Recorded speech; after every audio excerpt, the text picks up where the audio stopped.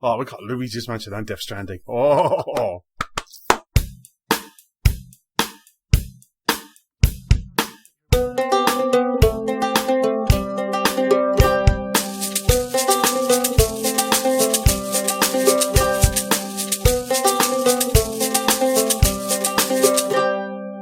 Hello and welcome to episode 168 of Gamers on the Lost Spark podcast. I'm your host, Anthony Chesson, and joining me this week, it's the other spark on the pod, a man who has been dressed in a green onesie all week. It's Luigi superfan, Mr. James Thomas. I prefer to call myself Gooigi. I am the... Hello, how are you doing? I'm not too bad, sir. I'm not too bad. How are you? Good, yes, yeah. It's coming down after finishing Luigi's Mansion. The world seems a lot darker and emptier now. It could be the fact the nights are drawing in and it's dark when I get home, but it could be coincidence. But either way, yeah, it's going all right. It's going all right. But there was something quite nice. We'll get to it in a bit. But there was something quite nice about playing Luigi's Mansion in the dark. You know, I'm glad it came out when it came out. If it came out in the summer, you wouldn't really want to kind of play it as much as. But having those kind of dark nights drawing in quite quickly and then playing Luigi's Mansion, it's just felt quite nice. Yeah, perfect timing for the Halloween release as well. Yes. The trick or treat, definitely a treat. Yes, superb. So anyway, how are things in the world of James Thomas? What have you been up to? Yeah, things are going well. I think since last we spoke, the pinatas have reached their way to Etsy. They are now available online to purchase if people have a crochet hook for all money going to charity. So get that plug out the way. To get Anthony even grumpier, my standardisation of names has reached further, so you can find me as Big Sheep across the universe on Etsy and Ravelry as well. So they're there. But yeah. Apart from that, good. I went to a gaming accessibility conference a couple of weeks ago with work. So we went down to the old Olympic Park. I can't think what they actually call it nowadays because it's all been taken up by media companies and odds and sods like that. But a few of us went down and had a whole day just hearing about different postmortems, retros, and then experience of gamers with various disabilities or accessibility needs. Oh, right. And yeah, it was really good because a few of us have got a proper little drive on at the moment to try and improve what we've got going within the studio. It's obviously accessibility isn't a new thing, but I think it was definitely something that we didn't really factor into the early days of Sea of Thieves, and so just being able to make a difference and make little tweaks here and there it's allowing us to learn for whatever's next, allow us to adapt the engine to what we need to, and just accessibility doesn't have to be for certain people with that need certain ways to play our game. They can be for everyone as well. So like we've put in ones that allow, rather than holding buttons, you just tap them and then actions progress like that. So many people we know already use that, or rather than having to hold down menus, you can tap them or just focus on things like that. It just allows people customization of the way they want to play the game. And just getting that across to different developers and just getting that message out across the studio is sort of like our current drive. Like, it's that debate when Sekiro released, like, you're not making it easier, you're giving more chance for people to play your game. Yes.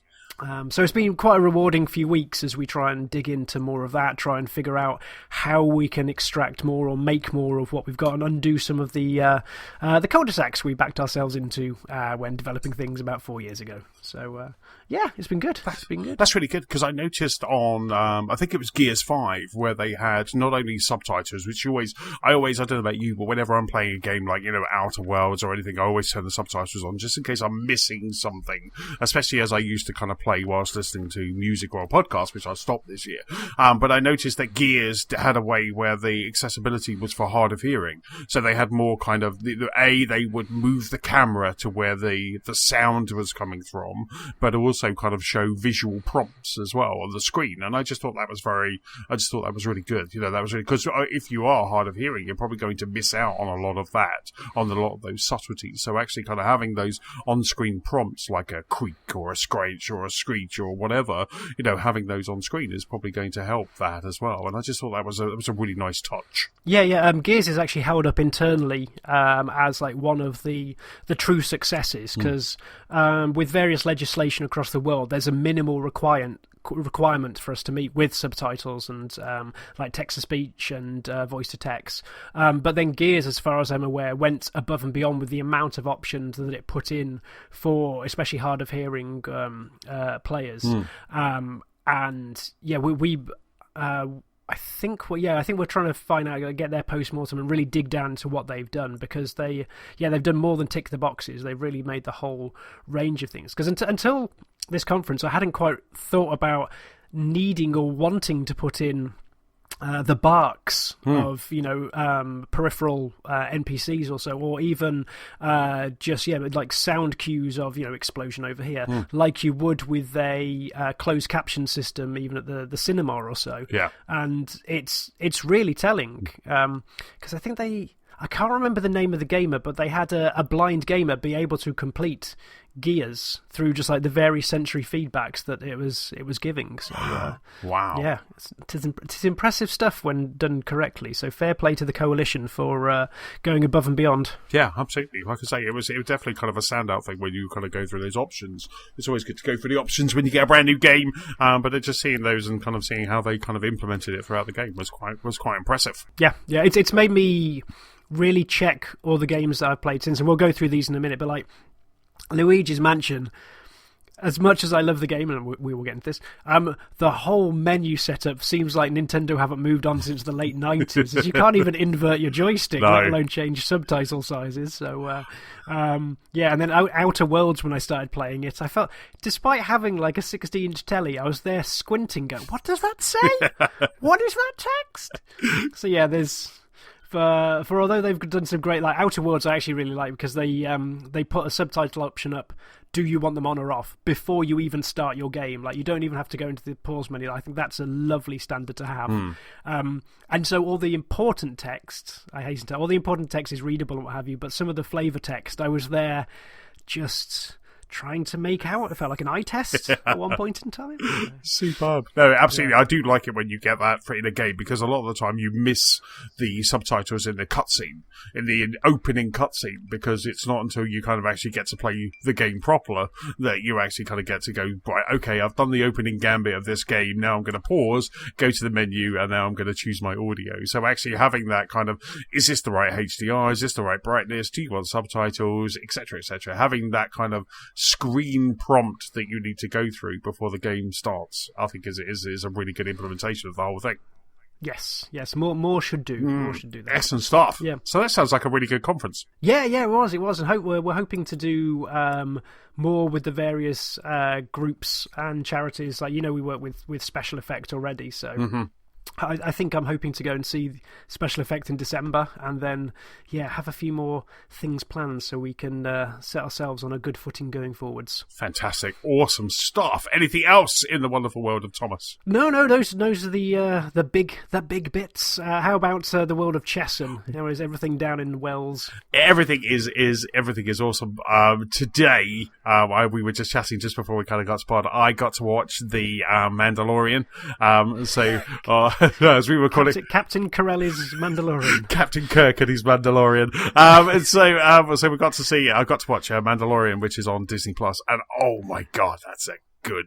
It's created by Jon Favreau, who, as we know, kind of like really did put the MCU on its path, and and it's I think the first episode is directed by Dave Filoni, who did the Clone Wars. And if you have Netflix, the Chef Show, actually there's one episode where you have Dave and John together at Skywalker Ranch, and that's like such a great episode because they go into the gardens of the Skywalker Ranch, and they forage through, they eat a lot of the vegetables as they kind of go, oh look, courgette, they eat that, tomato, eat that, and then they kind of cook, and there's kind of lots of Star Wars kind of banter going backwards and forwards. But so the Mandalorian, there was one episode today, there's another one dropping on Friday, and then there's I think 8 episodes in all, and oh my god, it's the quality of this TV show is just incredible. You think you're watching a Star Wars movie, so when it finishes like 40 minutes in, you're like, hold up a second, you feel like you've been robbed because you wanted more. I could have happily I actually did a cheeky thing and watched it at my lunchtime,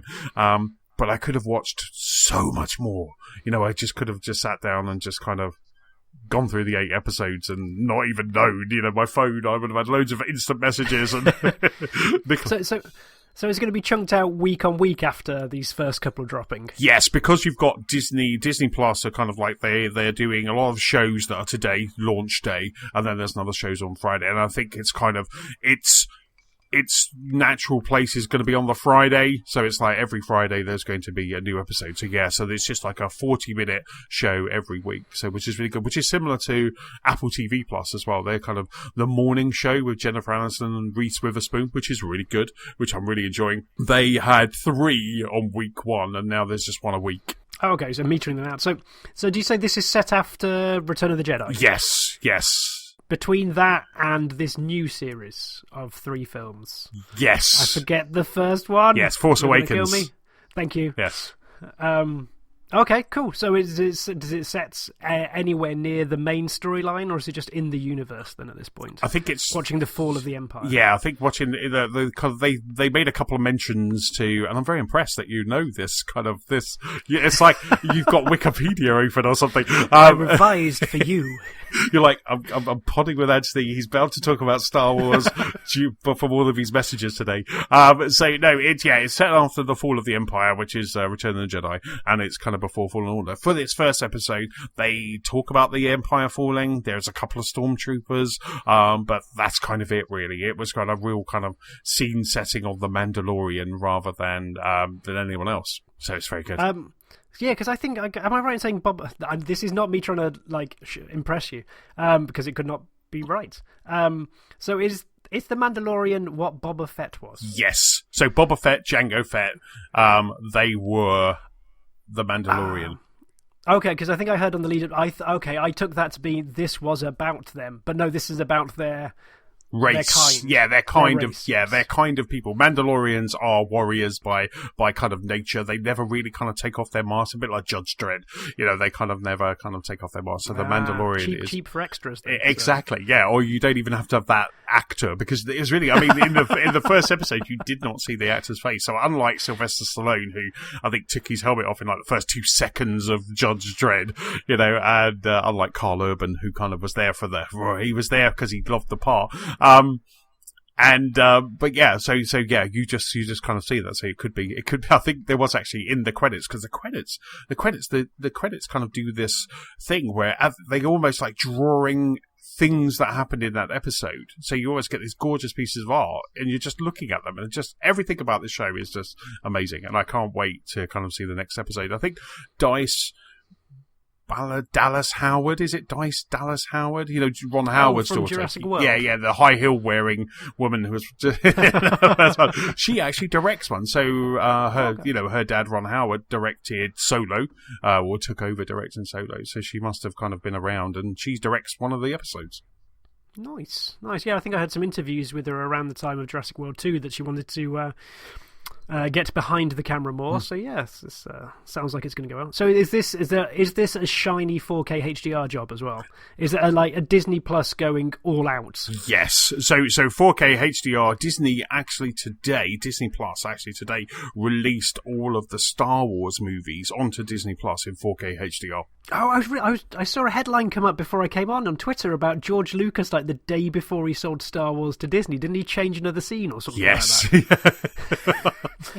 Who shot first this time? Did Obi-Wan shoot first? Yes, Chewbacca just came in and uprooted the table. Just flipped the table. It's really funny because on the other day I was watching A New Hope. I was watching Star Wars, and there's one scene that George Lucas added later, which was when Han Solo's coming back to the Millennium Falcon on Mos Eisley. He runs into Jabba the Hutt. Now, this was always kind of, as a young kid, you always kind of knew this scene existed. And Jabba the Hutt back then was just some fat guy. But George Lucas decided to replace it with the actual Jabba the Hutt. And you get this bit where Han Solo walks around Jabba the Hutt. And it just looks so bad. I rewound it about 3 times because it's just so bad. I could actually remember that. Just there was I think one of my friends at the time when we saw them like in the late 90s when they did the Redux was like, you've got to watch this. It's just awful. Yeah. It's just awful. Just pointing it out. It just almost needed like a whoopee cushion noise as he stepped over his tail. Yeah, at the end. He kind of goes, woo! true. But then even Han Solo in the background, you can tell they've just taken the sprite and just kind of like moved him around. And it's just, I mean, there's some parts in Empire Strikes Back when you go to the Cloud City, the touch-ups that he did opens up that city, gives you a ceiling, and you can see that, and that makes it feel nice. It makes it feel like you're in the clouds, that kind of is quite nice. But the rest of it is just, there's some terrible bits in there. It's just like, someone should have, George, no, someone should have taken him aside and said, no, it's just like, no means no. Just because you've got access to the paint box doesn't mean you should use all the colours, George. Yes. Just step away from Photoshop. It's just like, but yes, I mean, but so Mandalorian, I can't recommend enough. It's absolutely fantastic. Grant, I'm happy I could go toe to toe for Star Wars for about 10 minutes. I am so impressed. I am just going to be quiet over the next section. So James. What have you been playing this week? And let's just talk about Luigi's Mansion. What have you been playing? Should we start with Luigi? Yeah. Okay. So I took Luigi Day off, and it was quite funny that I got back the next day, and I think I must have forgotten to set my out of office or something like that, because I saw a conversation in one of the team channels going, JT doesn't seem to be out. Can anyone help me with this? And my boss went, you have to understand, today is a religious day in the Thomas calendar. So Ali wanted to go into work early that day as well, so I basically dropped Ali off at the station just after 7. Yep. And then pretty much bar a half-hour lunch break where I thought I needed just to, stand up, I played Luigi's Mansion the entire day. Oh, it's so good. Up until about 6 when Ali got home, and I did not regret a single second of it. No. I think objectively, I'm quite happy to say it is not Game of the Year. But for something I've been waiting for so long, it just made me smile and feel so happy the entire way through. It didn't disappoint because it's still got that integral Luigi's Mansion charm. It's still got that really elegant way of just showing off what the console can do. Yes. Just through light, shadows, and like simple cloth physics. And that it's progressed a lot, obviously a lot more polygons or so, but that's what sold me on the GameCube so long ago. Just seeing what this little purple box could do. Look how shiny it was compared to, even Halo, as much as I love it, it just didn't have quite the wow factor that shadow and light and, dancing curtains can do. And it's continued to keep that magic for me. It opens up. Luigi and Mario have been tricked again. They've been invited to this fancy golden hotel. And I don't think I should. This isn't spoilers. This is on the title screen. So they get invited to this fancy hotel under a ruse of winning a prize. And then, shock horror, it's not all as it seems. And so it goes from this sparkly golden lobby where you can see giant bowls of flowers and presents and what have you, and then overnight as the plan gets revealed and Luigi escapes being captured in a painting from King Boo as per the other games, it's lovely then to see the lobby turn into huge pumpkins and terrifying jack-in-boxes and horrifying balloons. It's lovely, and it paints such a lovely picture of the character that you can fill the hotel with. Yes. Like this, it really ticks a box as well, I think, in graphics that will age well, because there's not that many straight edges. And I think this is always key. Like, you look at games from the GameCube and Xbox era, and those that tried to do a house by 90-degree walls, they've aged badly. Right. They've aged badly. Like, I always think Grab by the Ghoulies, like, first game, so completely biased. But the artists on that job, on that game, did such a good job, because you look at that house now, and it filled some of the same mantras that Luigi's Mansion does. Like, no straight edges, give it character, give it charm, and people will focus on that rather than how realistic anything else looks. Yes. And this, I think this will look, no matter what Scarlet or PlayStation 5 gives us next, this will still hold up in the charm and character that you see as Luigi just wanders across the screen with his little torch flicking around, occasionally Polterpup coming from nowhere, and then just the glow of the ghosts dancing across. It's just lovely. I could have spent the entire wet day just like waltzing around the corridors, just exploring the little nooks and crannies with it all. I'm surprised you got past the first level, because you do just kind of, I found straight away just the holding the torch, as you were saying, kind of no matter what direction you pointed the torch, just seeing the light bounce off everything. It's just so lovely. And I think I was saying last week as well, because we kind of briefly touched on it, but I just kind of skipped over it because I knew we would have a good conversation this week. But the amount of emotion that's put into Luigi, as I said last week, I think if you don't end up loving Luigi by the end of this, you're a monster, because he is just so adorable throughout the entire game, whether he is just standing in a lift humming, if you just kind of leave him in the lift and he's just humming the theme tune, and it's just, there's so much stuff that just kind of, I just absolutely love. For me, it's kind of every level just introduced something new to him. There's my favourite bit out of this whole game so far. I think I'm only up to level 12 at the moment, so I've just done the Egyptian one. So I think I'm up to level. But my favourite thing so far is that jumping in a rubber duck. It's just the way that he jumps and just goes butt first into this rubber duck. It's just amazing. But I think that also sums up what can be fantastic about the game and the premise, because you've got a Hoover that basically sucks and blows, and those are pretty much the main controls you've got. You've got a plunger, you've got Luigi and a torch, and we can come to those bits later. But the whole world seems to be based around character, and also occasionally throwing in what can you do differently with the Hoover. And that water level is a fantastic example, because it comes halfway through the game, just over halfway through the game maybe, and it just throws a little right turn, little curveball in, because you're so used to wandering around, and then all of a sudden you've got to sit in a rubber ring and use the Hoover to propel yourself around the level. And it's not... Sometimes the controls aren't great, but the premise, it's like, this is something you can do. This is like a sandbox of physics that we thought you could do. Yeah. And the Egyptian level, again, the fact you can hoover the sand. It's just beautiful. Like, it would be so easy for them just to go, this is a flat polygonal surface that you can't affect. Yes. But they've taken the time to put in drifts. You can blow the sand around to make little ledges and ramps that you can walk up to access secrets. Or you can try, and I think as Nicola and myself have tried to do, hoover up the entire world. She was at it for ages last night, like hoovering up that entire level, and she did it. It's glorious. The whole thing is a sandbox. Yeah, literally. I could not spoil enough to I'm going to say a few more things, because there is so much hidden away that I think everyone will find their own little things. But that first time you're wandering through, I think it's like level 5, isn't it, that you start out at, like floor 5, and you go through other people's bedrooms, and you go to Mario's and you can find out he's got his his plumber's guide or whatever you on his bed, and you go to Princess's and there's a lot of pink suitcases and things there, and you go through a couple other rooms, and there was a tiny little golf set on the floor. And I just thought, you probably won't do anything, but I'm going to try and blow this tiny little golf ball up a tiny ramp into a portable hole, like the putting practice one. And when it worked, it gave me a load of coins. It's just the fact they try and give you these little sandbox things and then reward you to do it.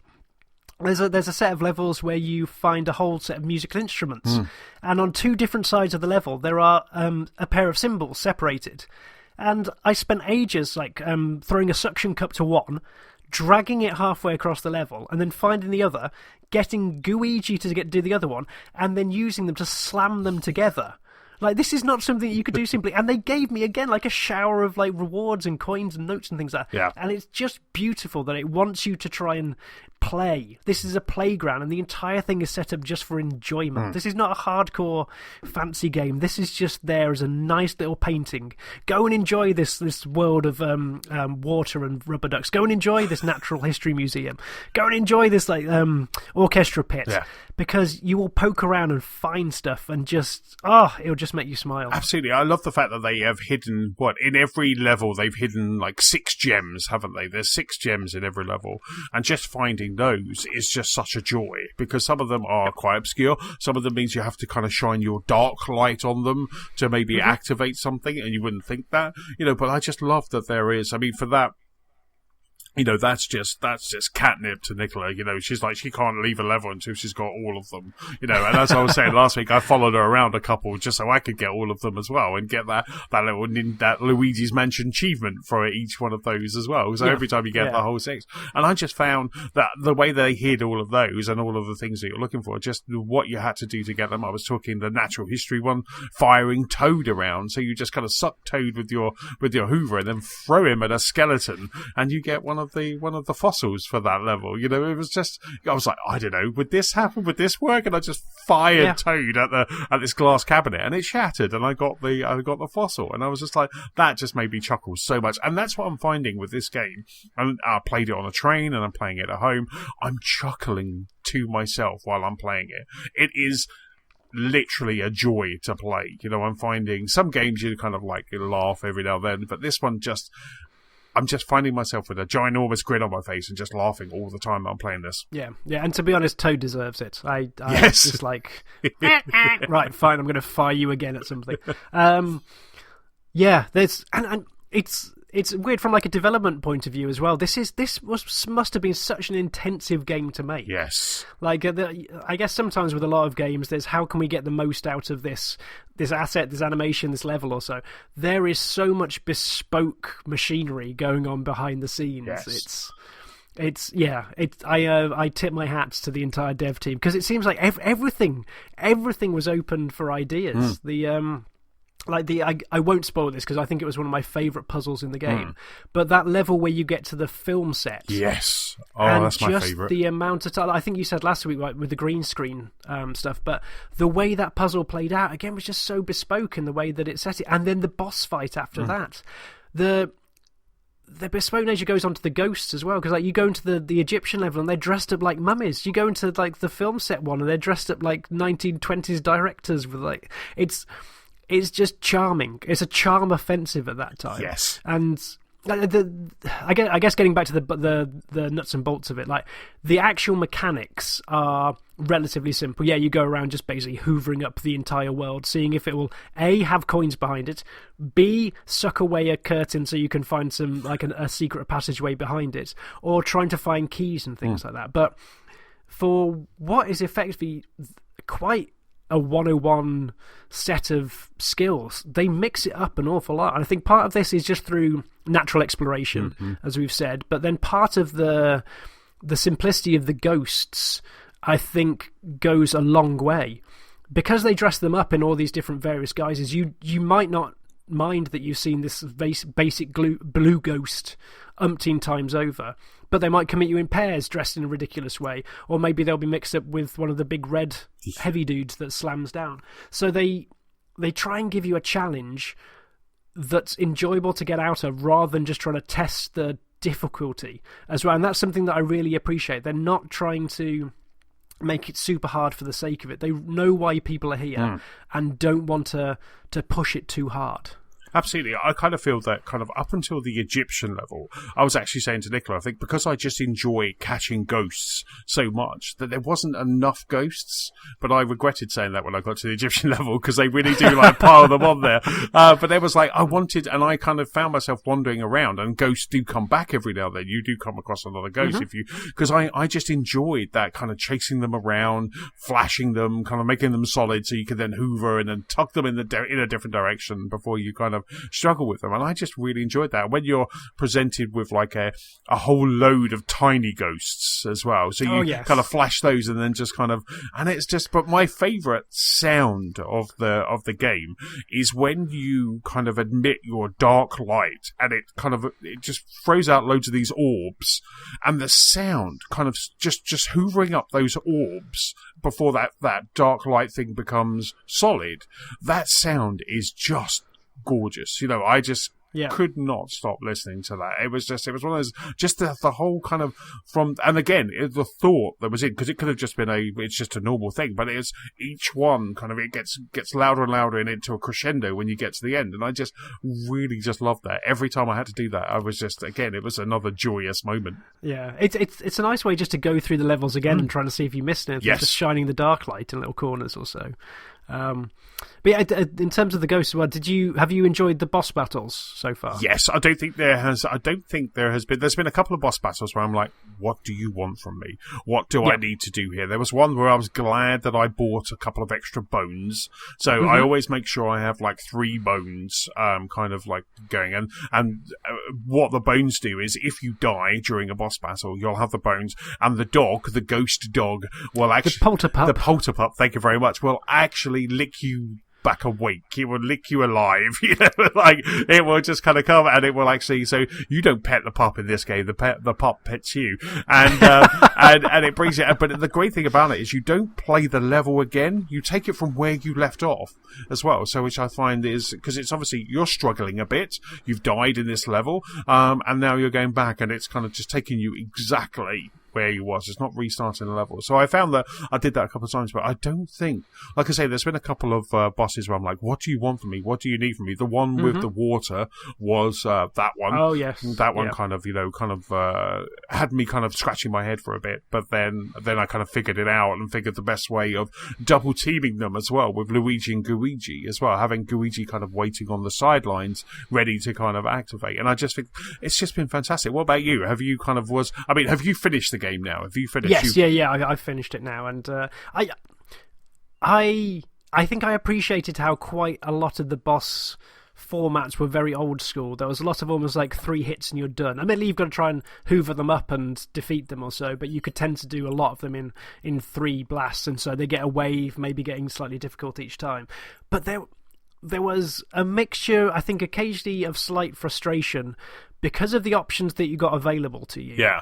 And because it actually tries to leave you to figure it out for yourself. I turned EGAD's tips off very early. Right. Like, I didn't want to be spoiled or handheld or just prodded in the right direction, so I just turned off the in-game tips that it tends to shower you with. Mm-hmm. But then I actually found it far more rewarding in that sense because it doesn't signpost fully what you need to do. It's almost you almost have to go through the list going like, okay, do I have to hoover it? Do I have to flash it? Do I have to dark light it? Do I have to like Guigi it? Do I have to try and plunger it? Yeah. But then there was a sense of that experimentation. Then it didn't feel the cakewalk. Like it didn't.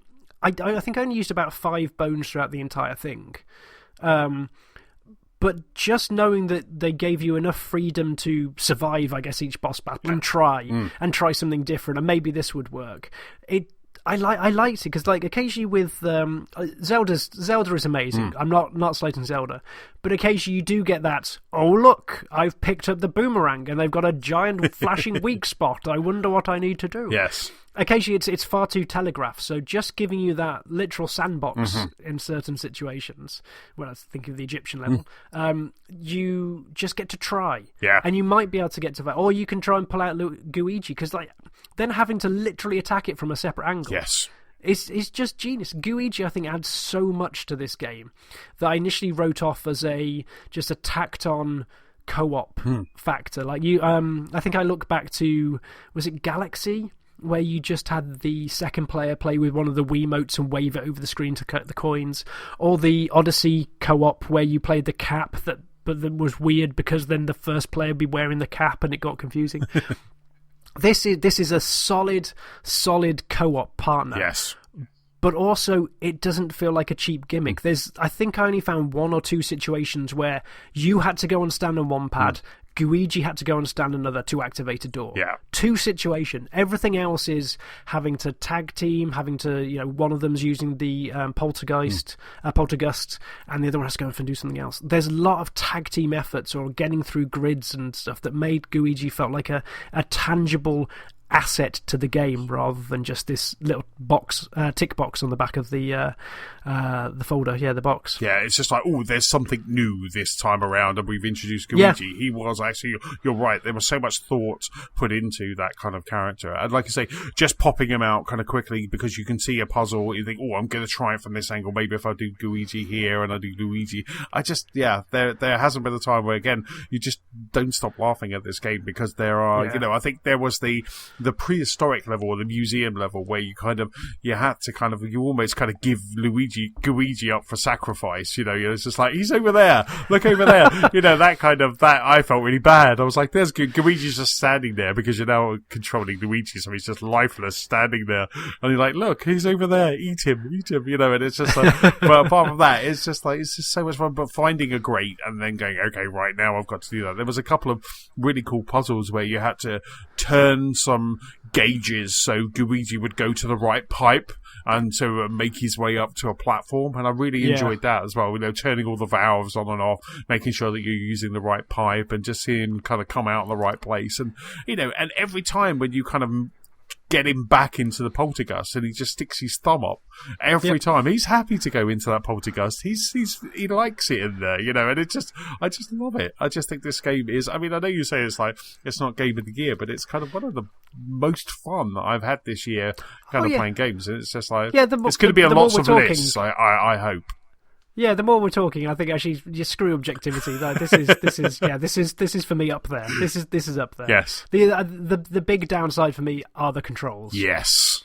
Because as I hinted at earlier, there's no accessibility options. There's no sensitivity. There's no invert. There's no changing axes or anything like that. You have to take what they give you. And I think there's one option to change it from, because you basically turn Luigi left and right. Mm-hmm. Or you can turn it to a twin-stick shooter where he just directs the poltergust in the direction your stick's pointing. Yeah.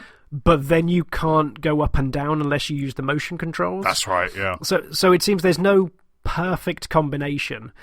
But it's frustrating, but it's not a deal-breaker for me, because I don't think many puzzles, if any, need precision. No. Everything that you encounter can usually be done by... wailing madly just wandering around, hoovering, like almost just embodying Luigi's panic at that point in time, or just slowly strafing from left to right. And it's not a precision game, so it doesn't kill it. It's just frustrating that in this day and age you can't even invert the sticks. Yes, and it does a good job of auto locking almost. Like when you've got the plunger, it will kind of show you where you're, and it will almost click. It's like auto aim in COD. When you kind of pop that up, it will kind of almost go to where you need it to go. So that kind of I think the first hour, both myself and Nicola struggles with that. It's like, why is it like this? And it was kind of, you do struggle. But then after that, it just becomes, it becomes second nature, and just kind of jumping into that, it just feels so good. But yeah, you're right. Just having some more options in that menu could have made this game perfect. Yeah, and it helps that they've got most of the controls on the shoulder buttons, but just remove that slight friction. Yes.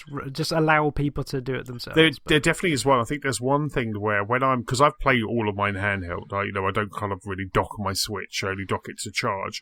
And there's one move where I think I'm shining the dark light, but at the same time I want to kind of look up and down, so I'm trying to look around a room. Now I can just use the motion because the Switch itself will do the motion, so I have been doing that for time to time. But it's a bit of a weird finger kind of maneuver to just try claw. Exactly. You do get a bit of a Nintendo claw when you're trying to do that too much. But apart from that, like I say, I think everything has just been so much fun. It's so good, so good. Yeah, and I've completed it now, and I think I got a B rank. Right. So I'm going to give it a short pause and then go back to it, because I think I've got most of the gems for the first 5 or 6 levels. Right. And then I'm just going to go back through, because when I played it through the first time, I think I gave it a good go. I wasn't being exhaustive, but I thought I'd just have a look around most things, and then spend a time once the boss has been defeated, and then move on to the next. But yeah, give myself something to go back to. Actually, the layout I think is fantastic. Like looking back at having played Luigi's Mansion 1 again last year and had a quick look at 2 earlier this year, I think the setup for the mansion is superb. Yes, because the Luigi Mansion 1 was a free roaming house in quotes, and you could obviously need to unlock doors with keys and defeat things in certain orders. Luigi's Mansion 2 was far more restrictive. It seemed to bottleneck certain rooms to be a level. Right. Whereas this, I think it gives it the freedom to allow ideas to be expressed, but also it doesn't feel like they have to pad things out. So you might get a floor that's 8 rooms together, and then the next one, like the Natural History Museum, which is basically just a giant hall and a giant boss fight. Yes. It's the pacing, I think, is massively improved and varied by this structure. I mean, it's not so much a mansion anymore, but hey, it's Luigi's Hotelier. It's just like, because when you go into like the Egyptian level almost feels like an open world it could straight out of Mario Odyssey, because it really does feel like because you can go all the way behind the pyramid and you kind of work your way around there. It does feel like it's just like a real open space. So where, like you say, some feel kind of quite tight and constrained, where that level just feels so open.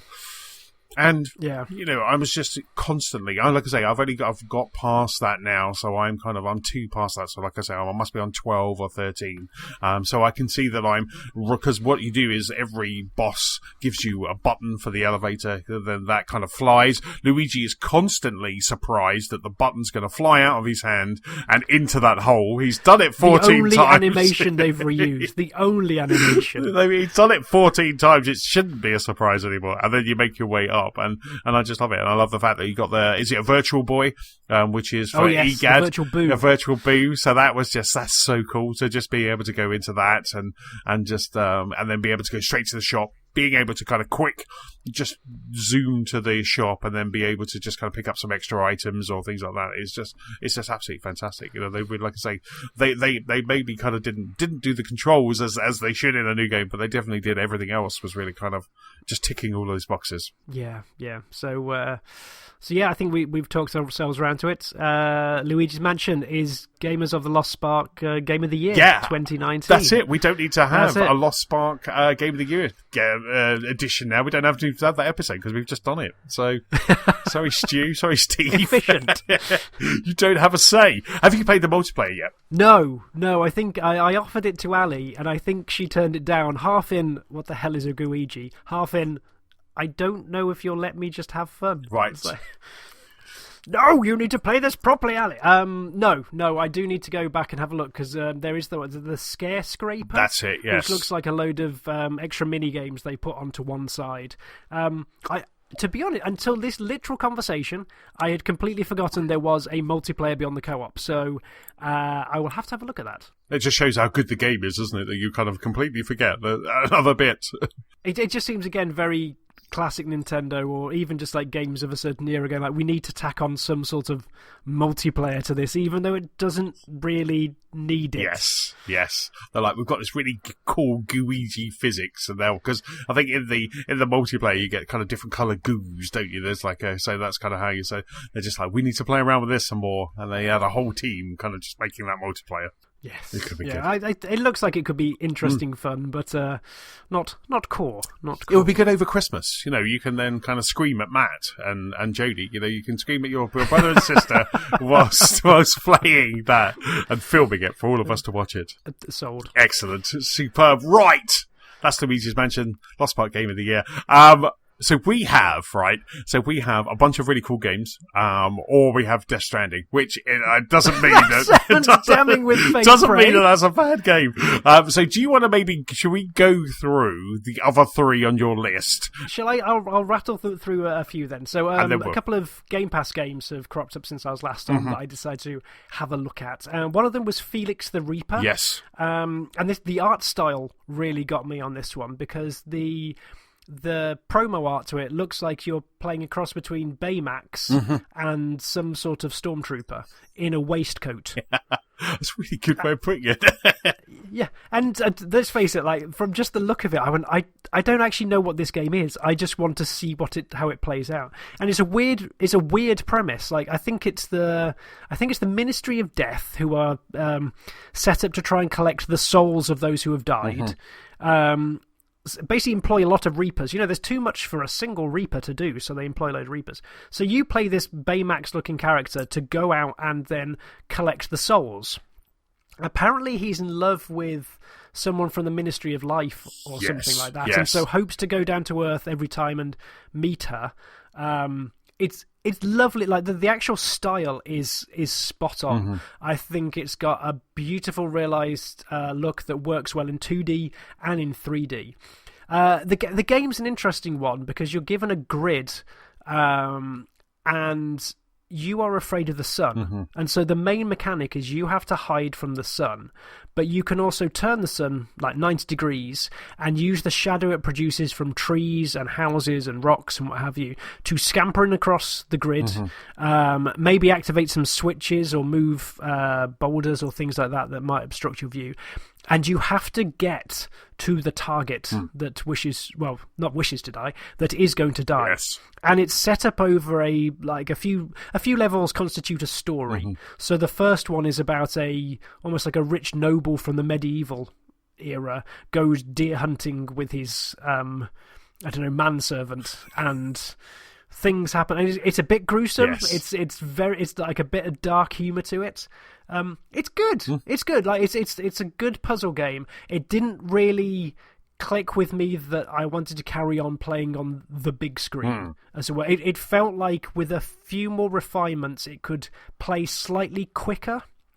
There were times where I felt that I knew what I wanted to do by moving the sun left, right. But between the animation and just the sun turning and the motion of Felix, I just felt there was a slight barrier for me trying to get those ideas across as quick as I wanted to. But it can be really involving. Like, I probably played the first 6 levels, so this isn't an exhaustive review. But it definitely started to ramp up the difficulty quite early on and introduce interesting mechanics of having to move barrels and activate switches and bits and pieces. So it evolves and has a very strong base to it. So it's good. It's worth checking out if you're interested in puzzle games. And as ever, it's on Game Pass. So if you subscribed, you've got nothing to lose. Also voiced by Patrick Stewart. Oh, really? Surprised the bejesus out of me. Wow. Because I was there for the first cutscene. I was there going, I know this voice. And then it just suddenly clicked, going, okay, they've got some budget on this thing then. So wow, I did not pick that up because I played through the first level, which really made me chuckle with the deer. The facial features on the deer really made me chuckle, but I didn't pick that was Patrick Stewart. Yeah, it's good. It's good. It's very, very polished. Yes. Very polished. So you've played. Did you play one just to see what it was like then? Yes, because I think it was at the last Inside Xbox. They had a big old interview about it, and they were showing the developers were kind of behind the scenes, and they were quite bonkers and very funny. So I thought, I'm going to check this game out. So when it came to Game Pass, I just kind of downloaded it and just kind of had a quick play one morning, just kind of going through the first. I think I went through the first 2 levels, and just I was enjoying the puzzle element of it, and I liked the replayability of the first one because you can kill the deer or you can kill the manservant or there are kind of different ways you can go about it. And then I think I just got into something else. I think like Call of Duty came out or something, and it just I just went away from it and just kind of came away from it. Yeah, it reminds me in some ways of things like Hitman Go or Lara Croft Go. Yes, just the essence of it. But yeah, it's good. It's good. The other Game Pass game that I played that I think you've spoken about before is Lonely Mountain Downhill. So the BMX game where you launch yourself off the top of a cel-shaded mountain and career down at great speed.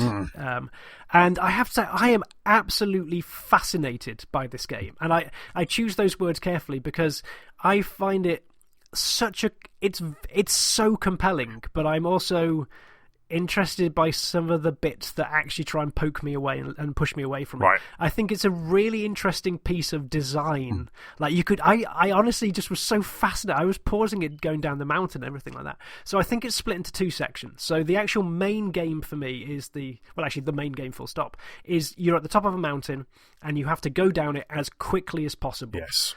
And you start off just trying to follow the path.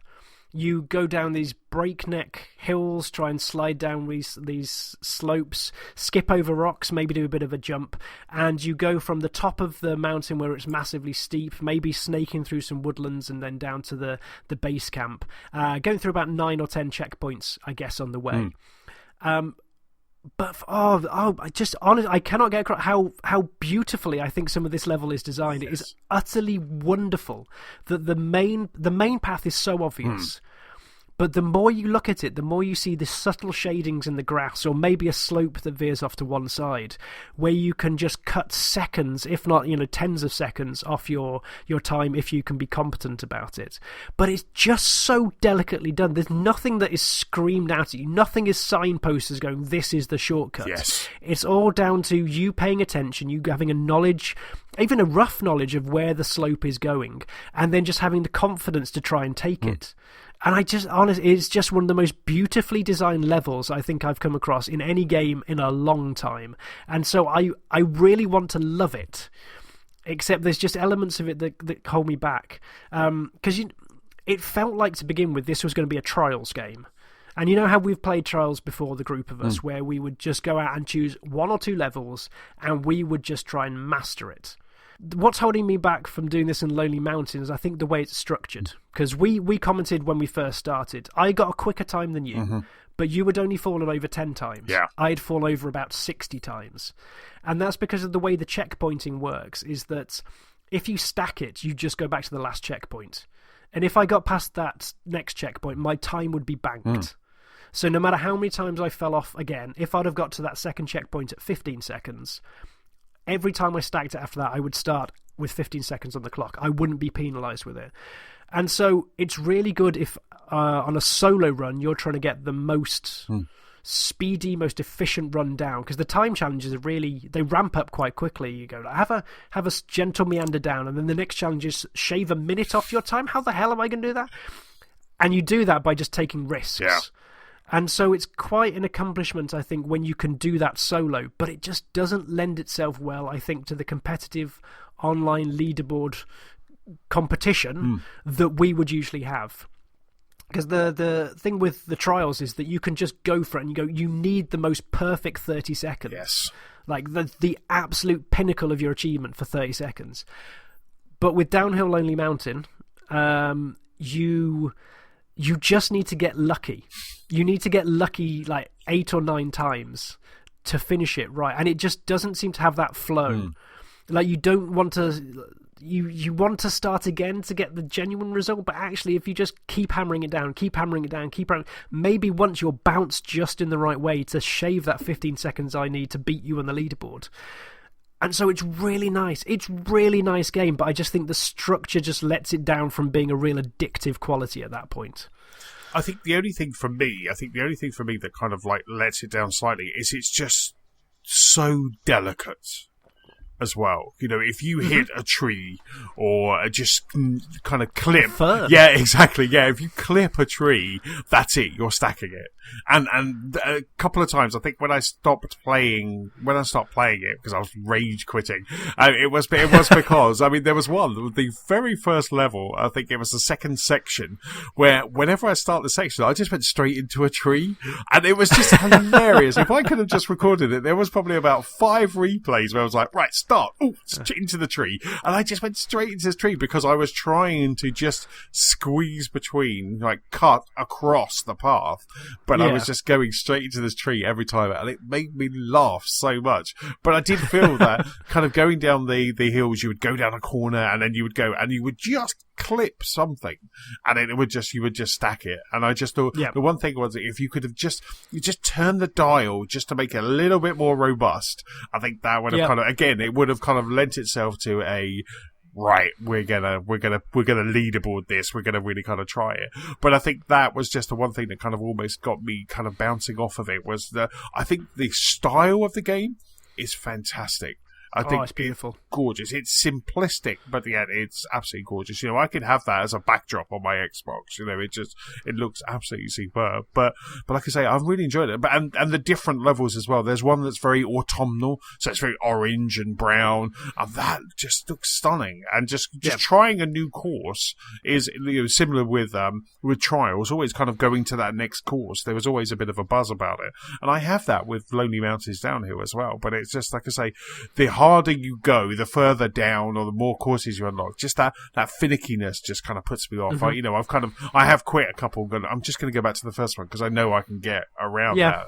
And when I saw your time, I was like, right, and it was, you had that that kind of like, right, I need to beat James's time. I need to try it. And then when I saw, like you say, you kind of stacking it quite a lot, and I was, right, now I know how you're playing, which was I'm just going to speed, because you have a speed boost, don't you? I think it's like one of the triggers, and that was just fantastic. And doing that, there's an exhilaration when you're trying to do that, when you're trying to go as fast as you was going. I was probably going a little bit cautious. There was one corner that always got me, so I'm a bit cautious there, but actually kind of seeing you just kind of like tearing down, it was just must have been so much fun. Yeah, I almost wish you could delve in more to the leaderboards to see what your split times were compared to mine.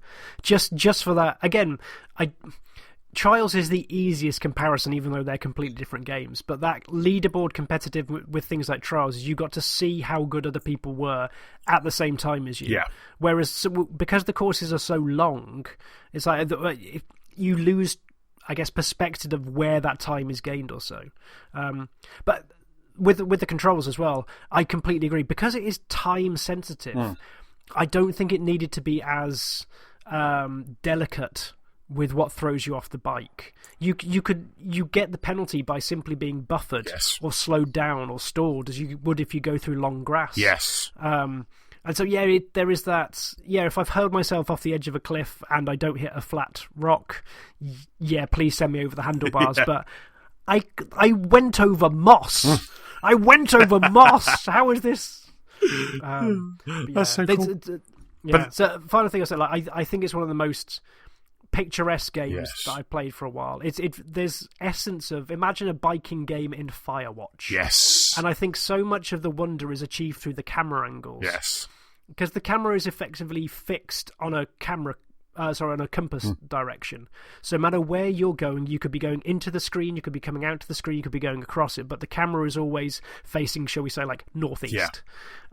And it just creates these beautiful views that if you are going through the forest, you can see the branches just obscuring you for a fraction of a second. You really feel in there. I think it does a better of the, is it point shift, the thing that they tried to do in Link's Awakening? I can't think what the camera technique is. Right. It felt like I was more close and maybe even playing with a toy than that system tried to do. And it's just, it's lovely. Yes. It's lovely.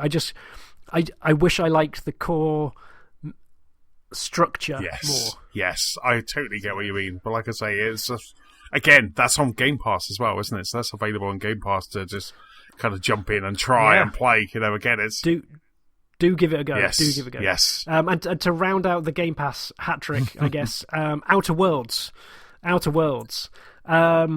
started Outer Worlds before Luigi's Mansion, and it feels familiar. Yes. And it feels like an old school Fallout game, and it does so many things right, I think, to get a player involved. It seems to have a good sense of humour.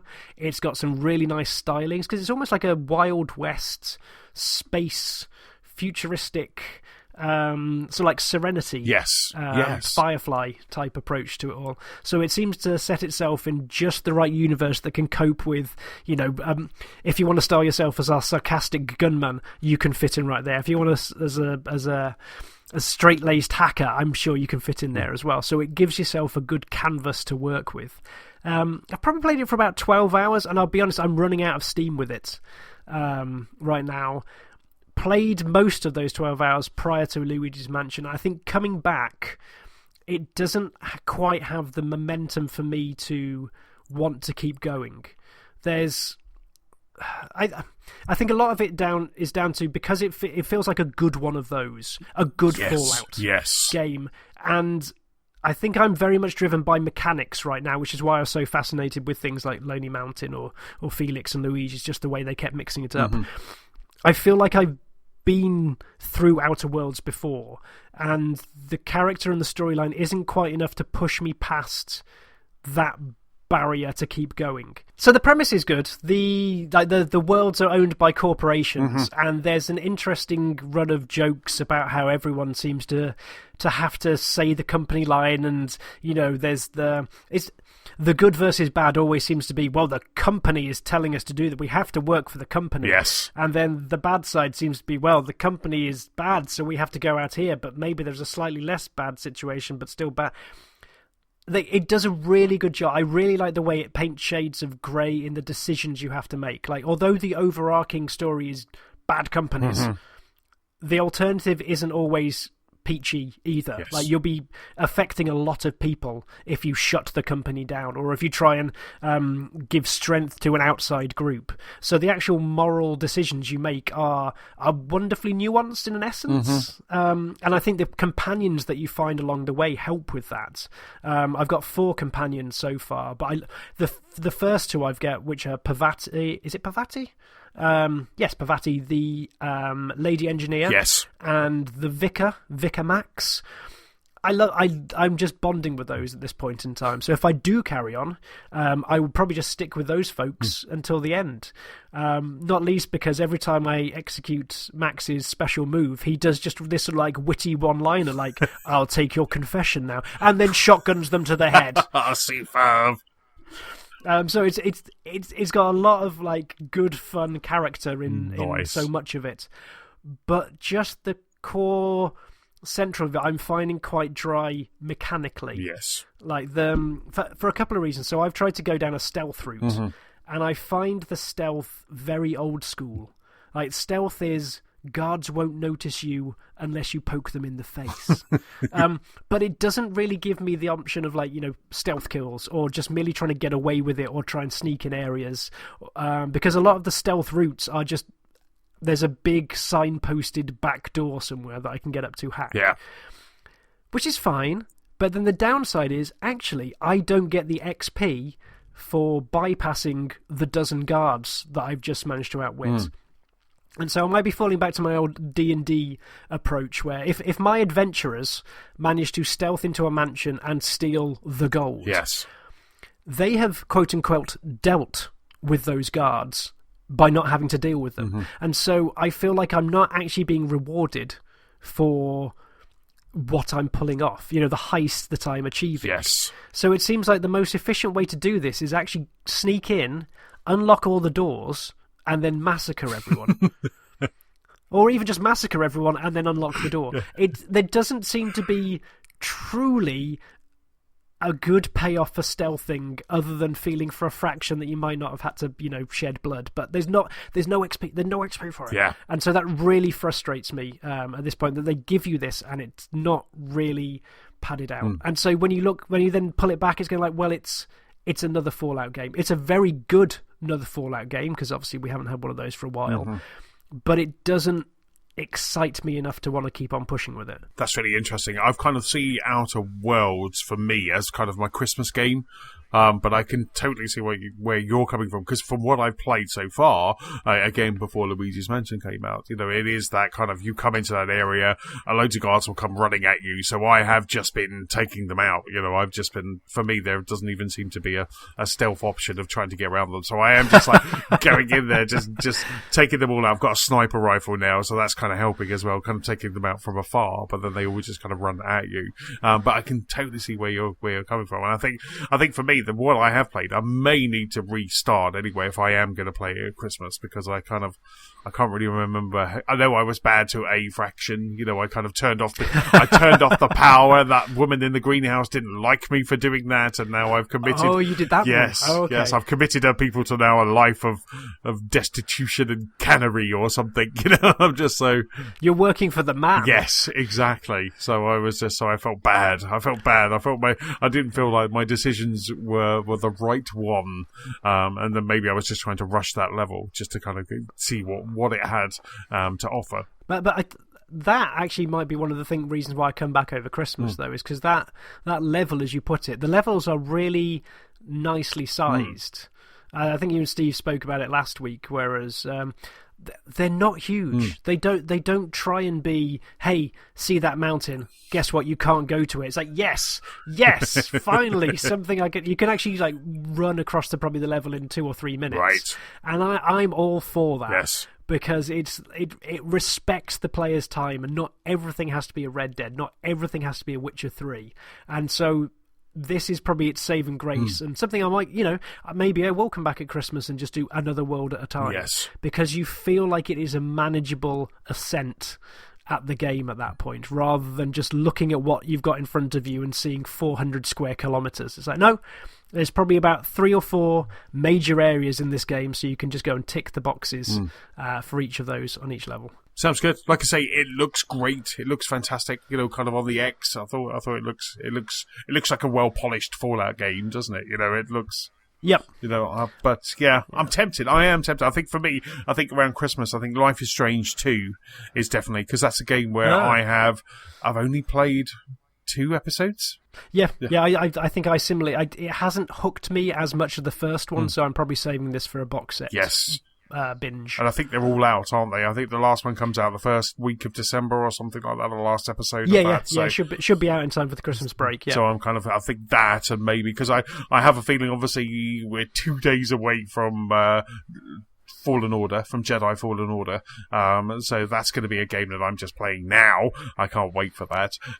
So I think kind of the Outer Worlds and potentially kind of Life is Strange 2 will be my kind of Christmas games. Ah, that sounds good. That's good. But up until this Friday, yes. What have you been playing? Oh my God, I've been playing Death Stranding.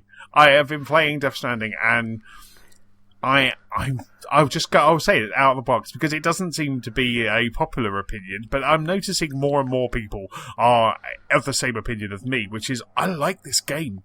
I like this game a lot, and Kojima put it best. I think he said that maybe modern gamers are used to their kind of first-person shoot 'em up, and this is so different, they don't quite get it yet. So, don't. So I'm buying into it because it makes me sound smarter than everybody else. That sounded like a grumpy old man saying, "You don't understand art." Yes. Look, it's just a splash of blue on a black background. You don't understand it. But anyway, I'm playing Death Stranding. So similar to your Luigi day, on Saturday, Nicola was out all day. They had an office move at work. So I dropped her off at work at 9 o'clock. I did some stuff around the house very quickly. And then I sat down and started playing Death Stranding on Saturday. Similar to you, I think at 1 o'clock I got hungry, so I went and kind of, put some stuff in the oven, and then I sat and watched a podcast for half an hour, just because I needed some voices. Something else. Yes, because one thing about Death Stranding, especially at the start, there is some very lonely open areas, so I just needed someone talking at me. So I just turned on a podcast and watched the podcast and then went straight back in to play this. And I kept playing until Nicola rang me about 5 o'clock, and it was already dark, and she rang me about 5 going, "Oh, can you come and pick me up now?" I was like, wow, is that the time already? So I kind of played from about 10 till 5 with about an hour, and So I've put some time in, and I did the same on Sunday as well, because unfortunately she had to go back on Sunday, so I did not as long, but I've put a fair chunk of time into Death Stranding. To start off with, I was like, okay, let's see what you've got. Let's see this whole, because there's been very divisive reviews. They're positive, negative, and some are even kind of in the middle, but I thought, let's just see what's happening. So the first hour, you are kind of sitting through a lot of Kojima story-building cutscenes. There's a lot of that. But then you are just kind of let free in this world to then start doing what you need to do. And I think as you start doing that, the story is unfolding. And I think I said to you guys that there's a mission very early on where kind of one of the really kind of the first times that you're kind of out in this open world on your own. And one of the things that this game does so lovely is that when you start doing one of these missions, it will then start playing a song. And it will flash up who the song's by, which I've now started adding to a playlist because they are just lovely, especially when I'm working. They're quite nice to be playing in the office. And it starts playing this song, and you're doing this, and I won't spoil it, but you're doing this level.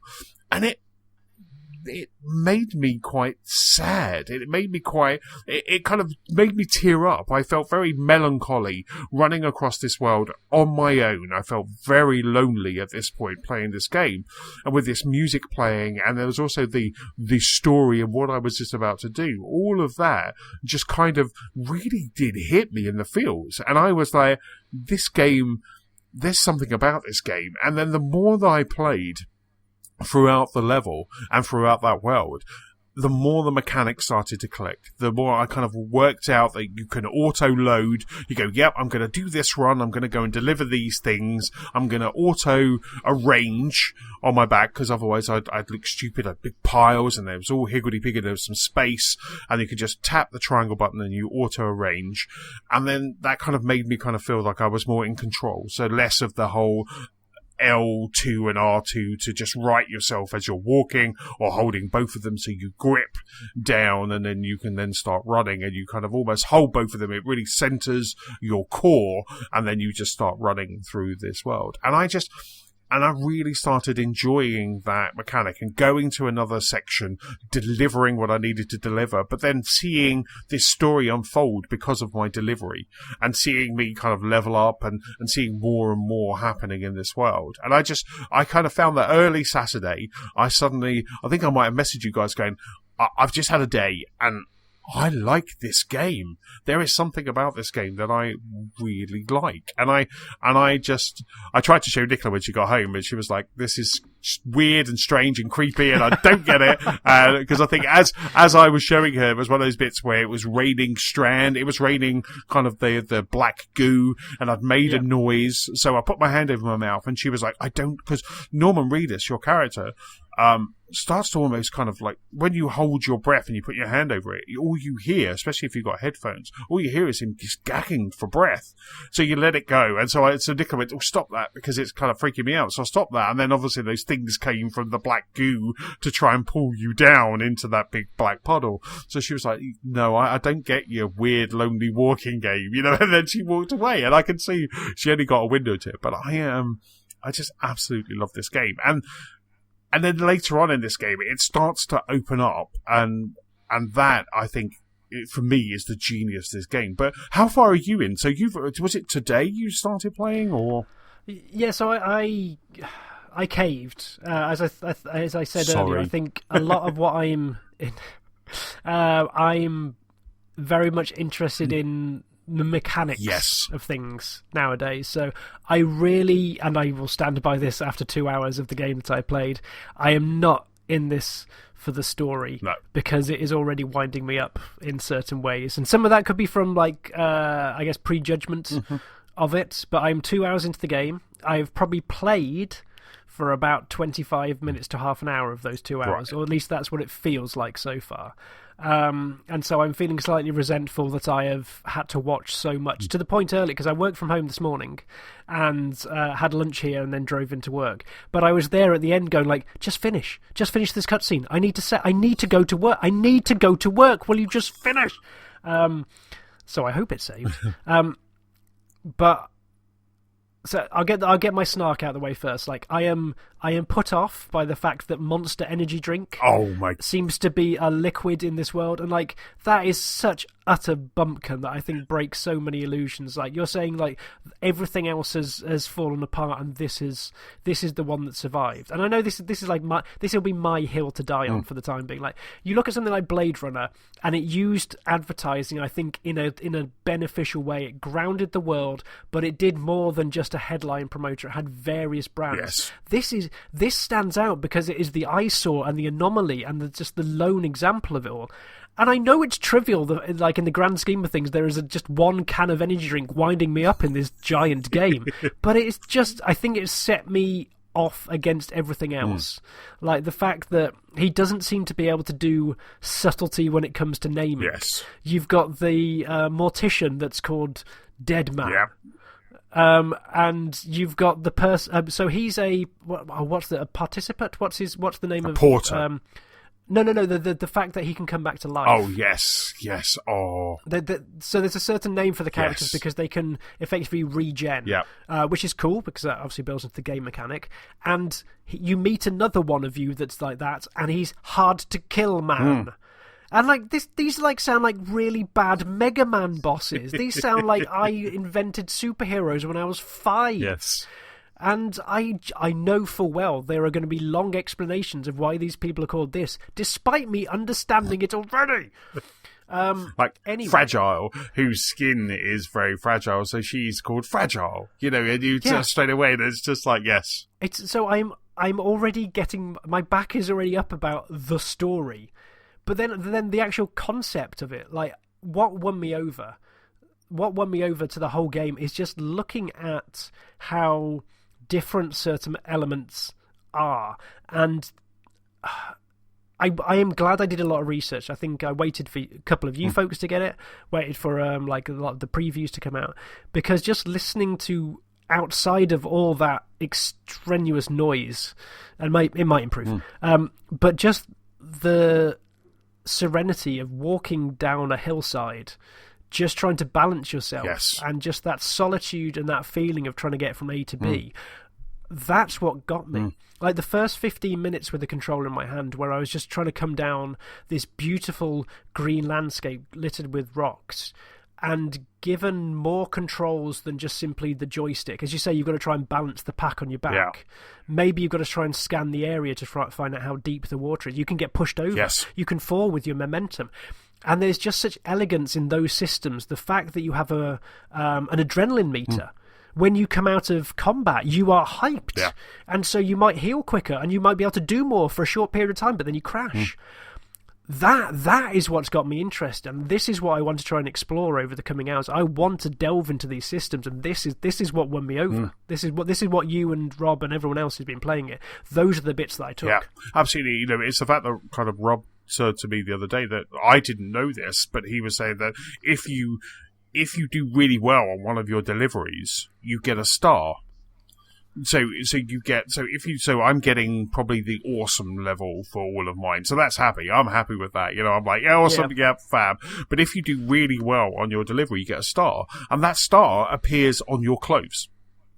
So you then start getting kind of addicted to kind of, I need to do all of them perfect. I need to go back to the first world, and thankfully there is a fast travel, which happens to get you kind of back to the other world once you go. I think I'm in Lake Knot at the moment.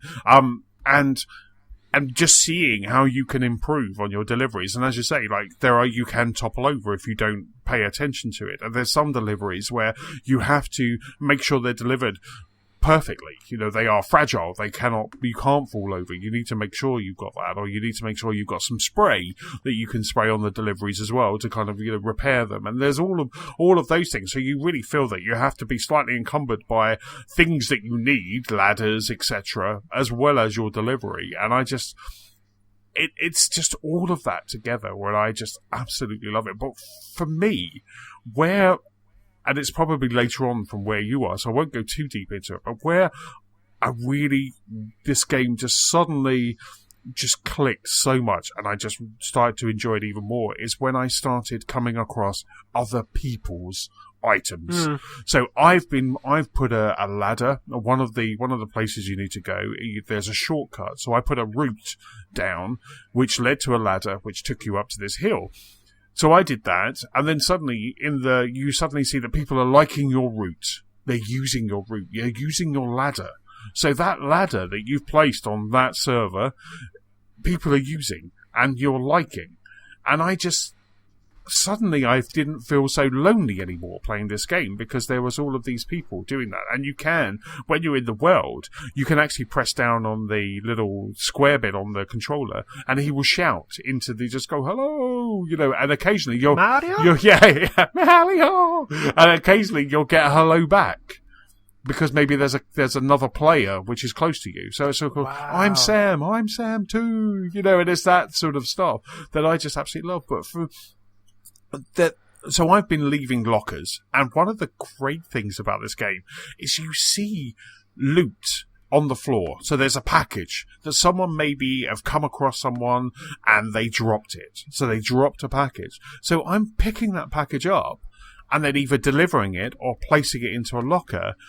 And that person who's done that, because people have picked up mine, will then suddenly get a notification that PS-Chessman has delivered your package. Nice. And then you get XP for that as well, because your package has been delivered. And it's just things like that. And then later on Sunday, so Sunday morning I started playing, and I was going through it, and then I was kind of making so I thought, when Nicola gets home, I'll do a nice Sunday roast. So I did a roast. So I started preparing all the vegetables, so when I could just get going once you got home. And then I played some in the morning, and then I jumped back in later on, like about an hour later, hour and a half later. And where I was, which was I couldn't take my bike because I picked up a bike. I couldn't take a bike because it was so treacherous, but a road had been built. So a road going from point A to point B had been built while I was away. It just appeared whilst I was away preparing veggies. This road had appeared in the game, and it's so good.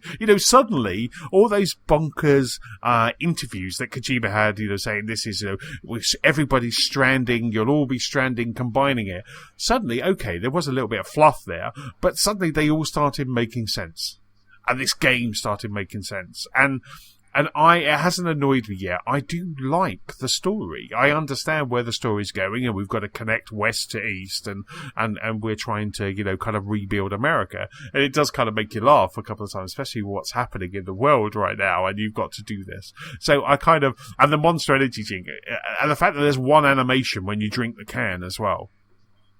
So I tried to drink like about 4 or 5. I tried to be like Matt on a Saturday morning and drink 4 cans, and there's just one animation. You could have at least Luigi had more animations, and it wasn't long before you saw Norman Reedus's bum. So Kojima wanted to, it was like straight away. It was like, I just need you to go into that motion capture booth naked, please. Thank you. Yeah, I've just got out of the first shower scene, and it was like, you had to go in there. Showering, and then went to get the rabbits down from upstairs so I could go to work. It's like, right, this is a perfect way for me to be out of the room now. Come on. It's the fact that you couldn't do anything but shower. I was looking everywhere else. It was really funny. I was like, I just have a look over there. They're like, okay, but you need to have a shower. And I'm like, no, I just need to go over there and have a look at it. But really, you need to have a shower, and it was so he really wanted you to have a shower. But I just say that all of these things are like, last night, when I was playing last night, I got knocked out for the first time. I got a little bit cocky, so I needed to go somewhere, and there was a mule outpost. So they're the bad guys that will kind of scan you, see that you've got something, and they will come over to you. I had a weapon that kind of wraps everybody up in rope. So I had that, but I got a little bit cocky and I got a little bit overwhelmed, and they jumped me, and they basically kind of knocked me out. So when I came to, all of my equipment was everywhere, and they'd also stolen the things that I needed in order to complete my mission. They'd stolen it, and they'd placed it into their postbox.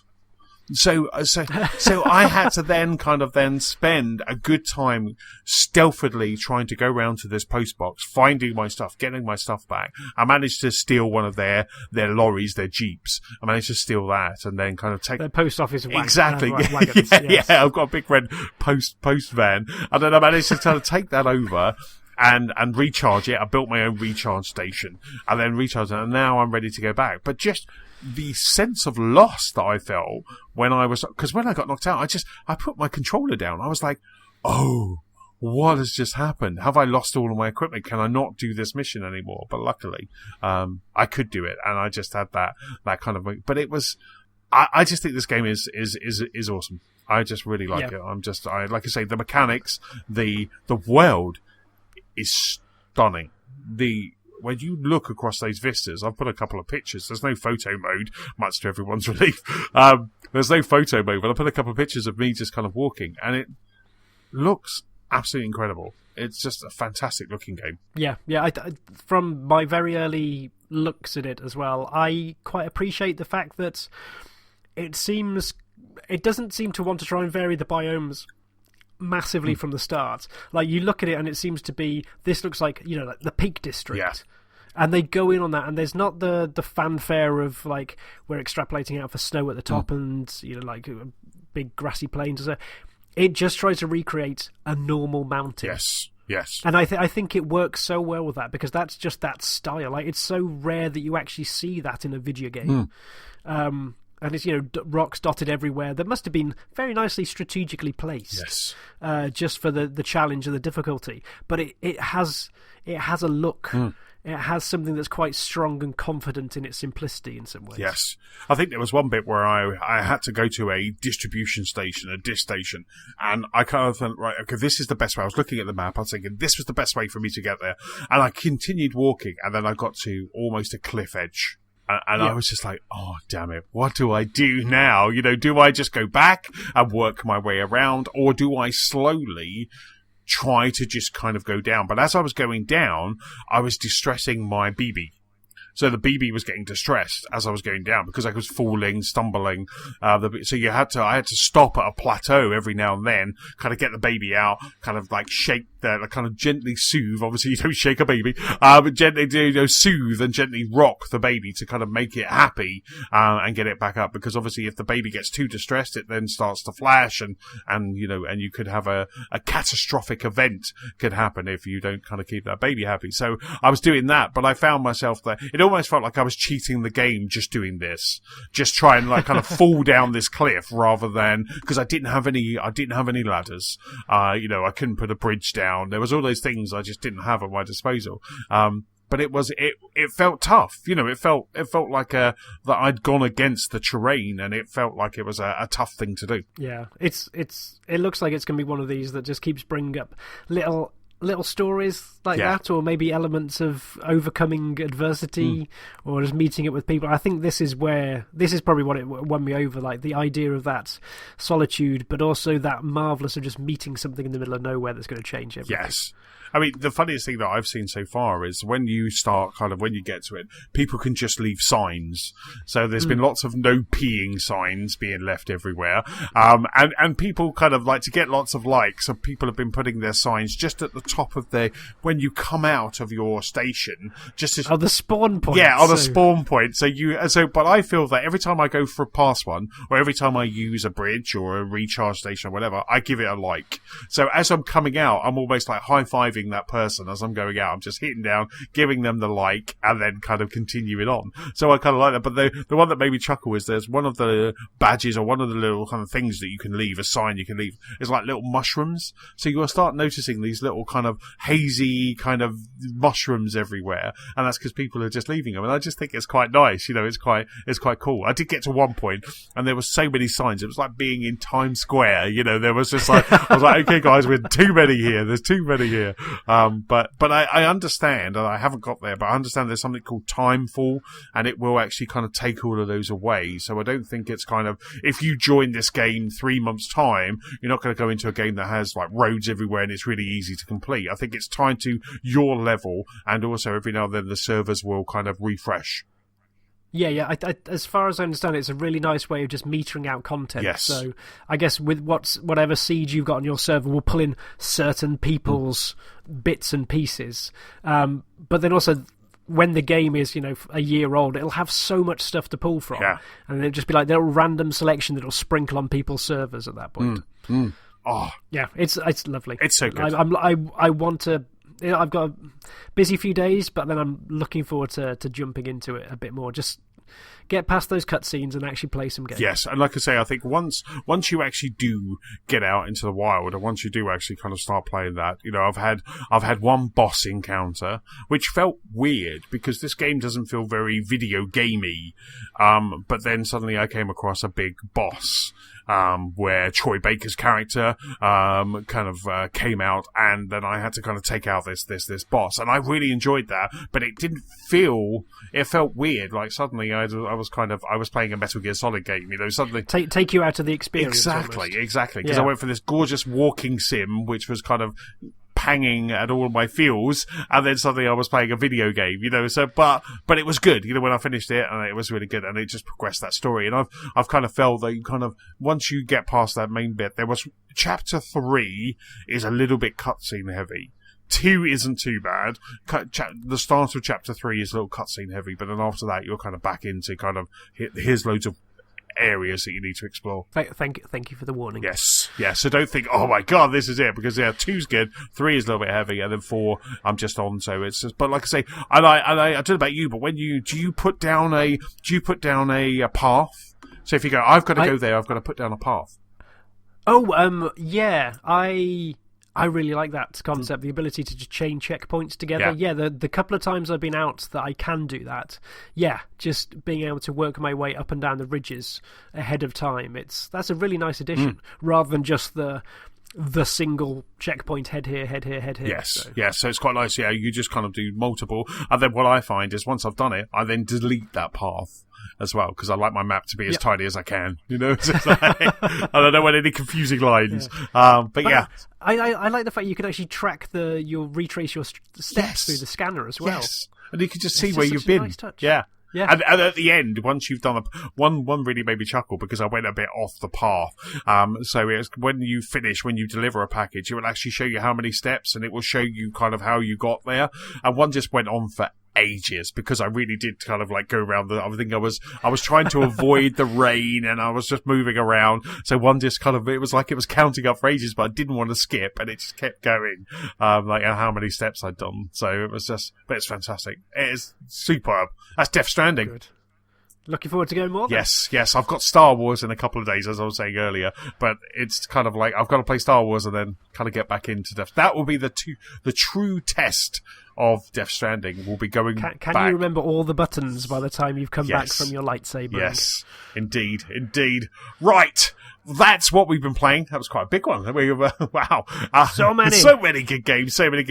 Let's jump into the news section. But before we start the news, don't forget you can rate, review, and subscribe to this very podcast for free on iTunes, Spotify, and also on YouTube.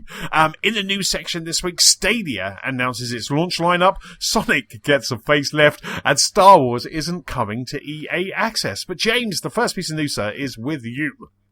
Yes, it's Stadia time. Did you realise that Stadia is actually launching next Tuesday? What? There's not a single thing about it. Honestly, it's crept up on me. I think I knew it was launching this year, and I'm sure someone told me November, but I find it almost curious that it's actually got to this point, effectively a week away as we record, from the launch of a new platform, and there is so little hype out there. I think they did themselves some disservice by, their wireless controller not being that wireless at launch, without you needing a USB stick for everything but the shiniest Chromecasts. And I guess a limited number of people can use it. But they have finally, 7 days ahead of schedule, announced what games you'll be able to play on Stadia at launch. And so the 12 games that you have are Assassin's Creed Odyssey, Destiny 2, Guilt, Just Dance 2020, Kine, Mortal Kombat 11, Red Dead Redemption 2, Rise of the Tomb Raider, Samurai Showdown, Shadow of the Tomb Raider, Thumper, and Tomb Raider. That's right, 3 Tomb Raiders. I find it a weird mix. Yes. Honestly, a weird mix. They say there's another 14 games coming before the end of the year, including Football Manager 2020, Ghost Recon Breakpoint, NBA 20K, Rage 2, Trials Rising, etc., etc. But for an actual launch lineup, I think only Guilt is an actual exclusive, and then everything else are third-party titles that players will have found elsewhere. A lot of those on Game Pass. Yes. I find this as a curious offering, and I think it goes down to almost cement my feelings of what this actual launch is, and it does seem to be more an expensive beta than anything else. Just the fact you got to pay 130 quid to get in for a copy of the free game Destiny 2 and 3 months access to the 4K streaming or something like that. And I know long term you have to pay for the 4K streaming and the 1080p version will be free, but between this, the controller debacle, just the expensive price tag, the limited selection of games, it becomes less and less appealing to me as we go along. Like, I was honestly really interested in Stadia in the same way that I'm interested in xCloud. I was like, is this the future? How will it work? How will this work on the go? What options are you giving me to play this? But nothing is clicking. Like, this selection of games, it's a good selection. Things like Red Dead Redemption 2, I think will be absolutely superb for people who do not have a powerful rig, but can pump out a 4K signal to their tellies. But everything else is a bit... The Tomb Raiders are good, but they are older titles. Mortal Kombat 11 is a beat 'em up, so that's going to suffer from lag. So will be an actual real test of it. Yeah. Thumper, a rhythm action game, again, that's going to be hypersensitive to the lag. So there seems to be some graphical powerhouses, but also games that are just set out to test the framework. But nothing is incentivizing me to drop the current platforms I possess. And I think more importantly, to attract new people, there's nothing different. No. Like, there's nothing here that will bring in the people who might have gone for the Apple Arcade. I thought that was a different play. Like, you look at the Apple Arcade, they're trying to get people in who will play different games, who are willing to put in a little bit a month, who might be a different demographic, whilst also supporting, gamers. Like, get the casuals, get the gamers. With this, they just are targeting the hardcore, and I think the hardcore might want in on the tech, but they're not going to want in for the exclusives because there's just the one. Yes. So all those games that are available there, you have to buy those, don't you? So those games they're not like... Oh, yeah. Oh, God, yeah, I forgot about that. Yeah. So even beyond the £130, you then have to buy these games. Yes. After buying the subscription. Apart from Destiny 2, which you get, that's their kind of Games with Gold, their PS Plus game for this month, which is Destiny 2. But everything else, you then have to then stump up cash to then kind of buy that. But you're right. I kind of feel that, I think what you were saying, like, it's a beta. It sounds like this is going to be great for the Euro gamers, for the Digital Foundry, to play Thumper, to play Mortal Kombat, to actually kind of test it. So this is going to be great for all of those outlets to want to kind of test the actual tech behind it. Because, like you say, having a rhythm action game, having a beat 'em up are going to be true tests. And if they are confident in their tech, that's maybe why they've added those to that lineup, because it's like, we're confident enough that these work and the Red Dead Redemption is going to run in 4K. So that's a lot of confidence that they've got in their tech. But I'm the same as you. I mean, when I first saw this, I thought it was going to be fantastic. But then, as time went on, I just kind of detached myself from it, and I cancelled my pre-order because I suddenly thought, there's nothing on there that, if there was a whole bunch, if there was 5 exclusives that I had to play that looked fantastic and that I really wanted to jump into, then I would happily kind of jump into those and buy it. But there is nothing there in that list. Like I say, a lot of those, I have Assassin's Creed Odyssey, I've got Destiny, I'm not interested in Just Dance, I played Mortal Kombat, got Red Dead Redemption, the rest are in Game Pass. There's nothing new for me, and maybe this isn't for us. Maybe this is for, as you were saying, people who maybe are just jumping into gaming, can't afford a big rig, but have a good download, so maybe they can play Red Dead Redemption on 4K on their PC. Yeah, maybe this is just the demographic that we're looking at, but for, I think a lot of folks are going to be playing this against the PlayStation 5 and Scarlet. Yeah. When it comes out, and you're going to be looking, what are the USPs, the unique selling points on this, and it will be the downloads, but I'm also intrigued to find out how many people are willing to subscribe to buy things. Absolutely. I love the fact that I was saying last week on the pod, when I ended up being stuck in Nuneaton for 3 hours, but if I'd have got home on time, I wouldn't have been able to play Call of Duty. Because there was an 81 gig download from the Call of Duty server. So I wouldn't have been able to kind of play it. But with Google Stadia, I'd been able to play it straight away because you're just streaming. So I love that in something that's unified. You imagine kind of go, oh, I forgot to download this game. It's okay because I can start playing it on Stadia.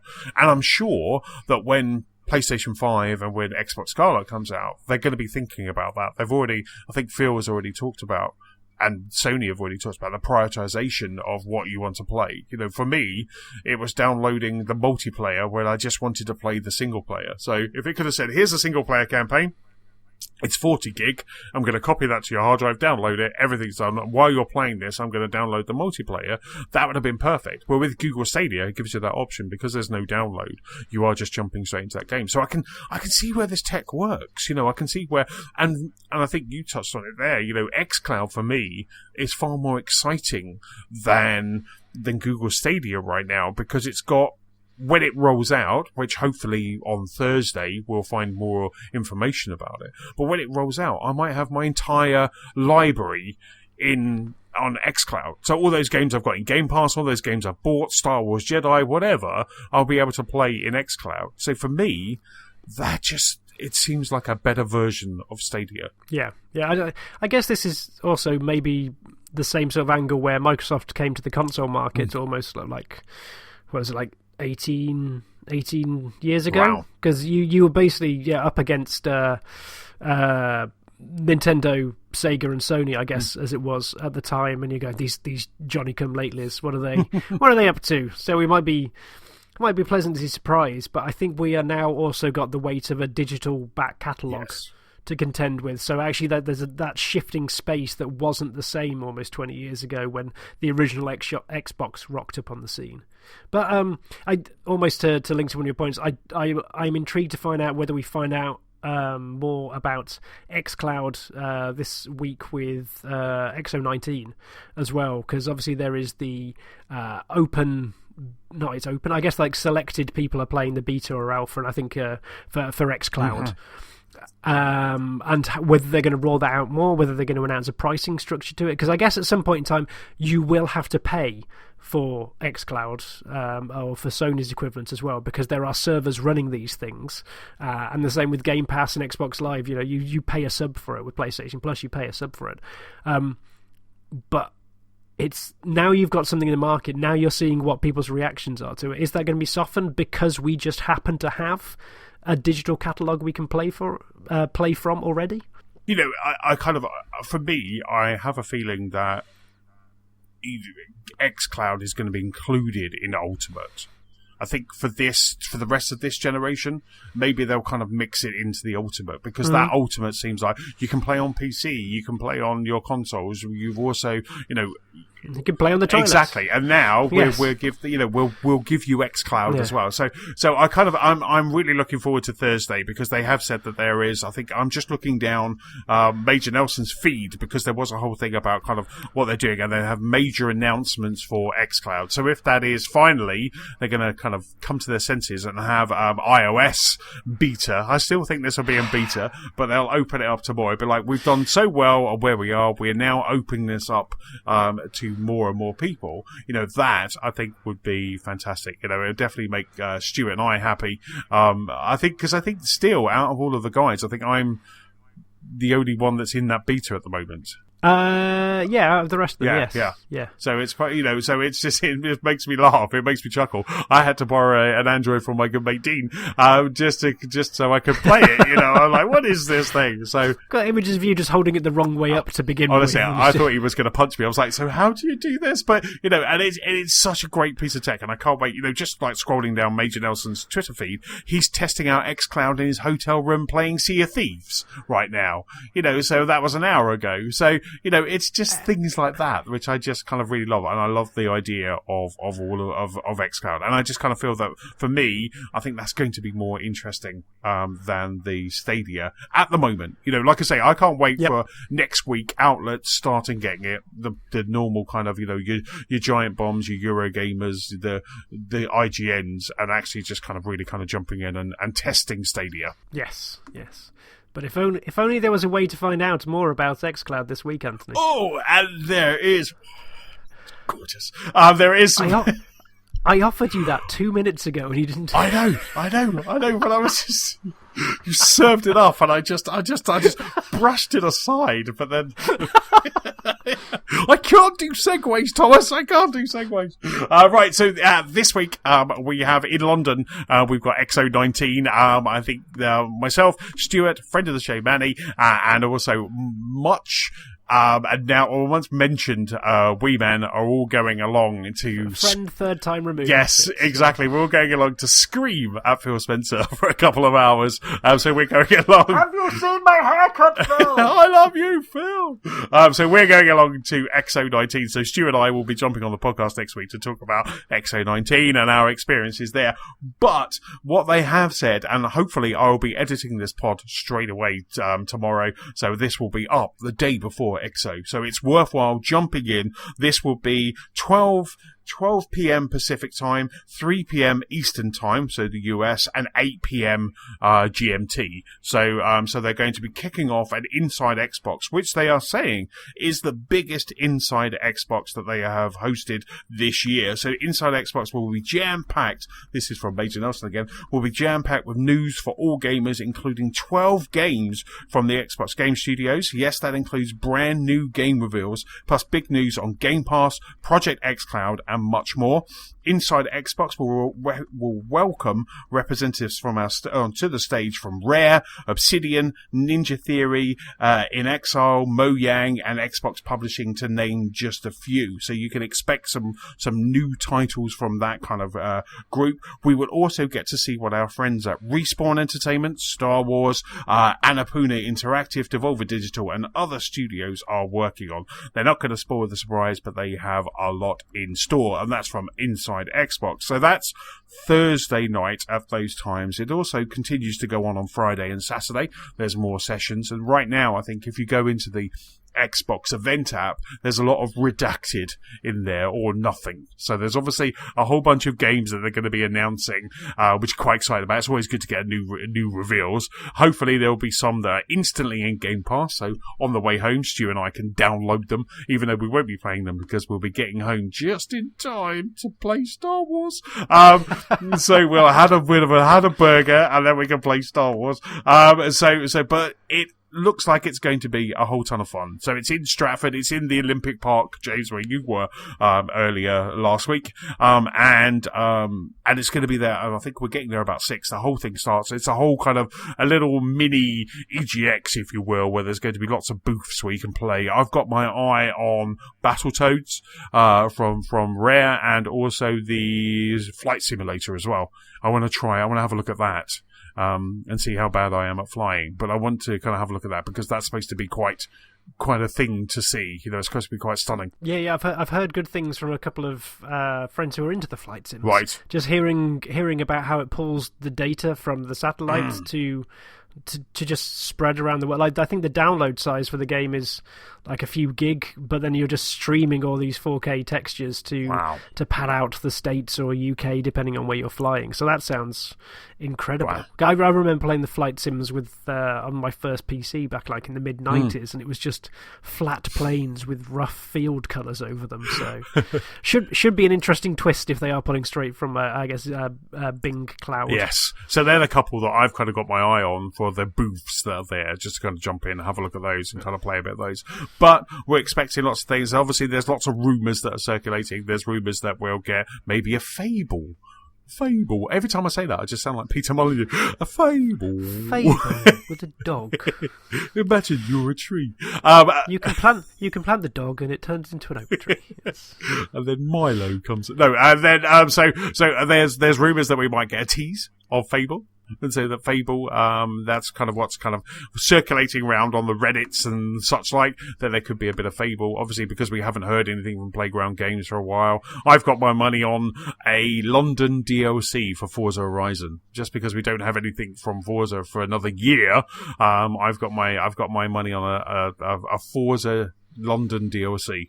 Okay. Yeah, I guess, did they do a DLC? I guess they did the Lego one last time round, didn't they? They did. So I'm sure, because they've done the Storm Island, didn't they? They did the Storm Island, and then they did the Lego, and I'm sure the pack had 3 bits of DLC, so maybe we'll be getting that third one. So I'm not sure. I could be wrong, but I have that's my guess anyway. That I've been kind of like, oh, maybe we'll get that. Stadia on iOS and still in beta. More games because at the moment it's Sea of Thieves, Halo 5, Killer Instinct, and I think that's it at the moment. And I'm sure there was another one, but they're Gears. And Gears 5. So maybe they'll bring more games into there, bring it onto iOS, and also give us a teaser Fable and a bit of London DLC.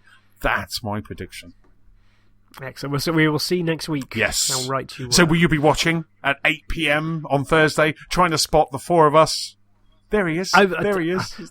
Oddly, just in a WhatsApp group in the corner that I'm now admitting to, we're organising a pinball trip for the Thursday night. Oh, no. How dare you? You say, no, I can't, because my good friends are going to be on telly. I'm going to be watching them. They'll be the ones getting thrown out for harassing Phil. Phil, we love you. So, yes. It's quite funny. It's quite funny now that kind of, it was really funny. I was like, right, I'm going to wear this T-shirt, and I'm going to wear this T-shirt, but now I know that rare are there, I might have to bust out my Pinata T-shirt again, and wear that. My Sea of Thieves one. I got a nice Sea of Thieves one. No, start with Pinata. Okay. Let's get that ball rolling. Okay. Make this and just run on the stage. You'll see me running on the stage and just in a Pinata T-shirt. A Hostachio blur. Pistachios for life, and then get rugby tackled away from Phil. But yeah, so that's Inside Xbox. It's very exciting. Glad it's coming to London. It's quite nice getting a bit of love, because a lot of the time these are kind of very US centric, and things maybe sometimes are not rolled out in the UK straight away. So it's quite nice kind of getting that and getting all of these people coming to London. So I'm quite excited about Thursday. Indeed, it's bounced around, hasn't it? Because I think it was in Brazil, wasn't it, last year? Yes. It's been, I want to say France. Yeah, it's done the rounds. It's done different places around the world. So it's good to see, coming local. Yes. Yeah, for once it would be actually streaming at a reasonable time. Yes. Which is always the best part about coming it from local. Yes. Nice 8 p.m. So if you're your pinball trip, you need to be back by then, or wait until at least you've got to be either back before 8 or come back at 10 when you can then watch it on catch up. Watch it all through. Superb. Right, James, the next piece of news is with you. Yes, from pinball to spinball, Sonic the Hedgehog has had a facelift. Beautiful, man. After the, when was it? It was was it earlier this year? February? They revealed... Sonic the Hedgehog's originally movie design was revealed last December. I can't believe it was that long ago. With those weird legs sticking out on top of, was it the Golden Gate Bridge? Yes. And then earlier this year we got to see the trailer, which just made the horror come to life even more. And after a concerted online petition, shall we say, is that the nicest way of putting it? Petition. The movie studio decided to pull Sonic's original release date of this year and pushed it back to February. And today they have re-released the trailer with the all-new Sonic in it. And the most pleasing thing I can say is it actually looks like Sonic and not someone trying to dress up for Halloween. Yes. He's smaller, slightly more round, the proper Sonic belly, and the eyes are the right size, and it just looks like a proper Sonic. Yeah, he's still furry, but he is the right proportion, and it's just pleasing to see that they've managed to capture the essence, I think, to a degree that hopefully fans will appreciate this time round.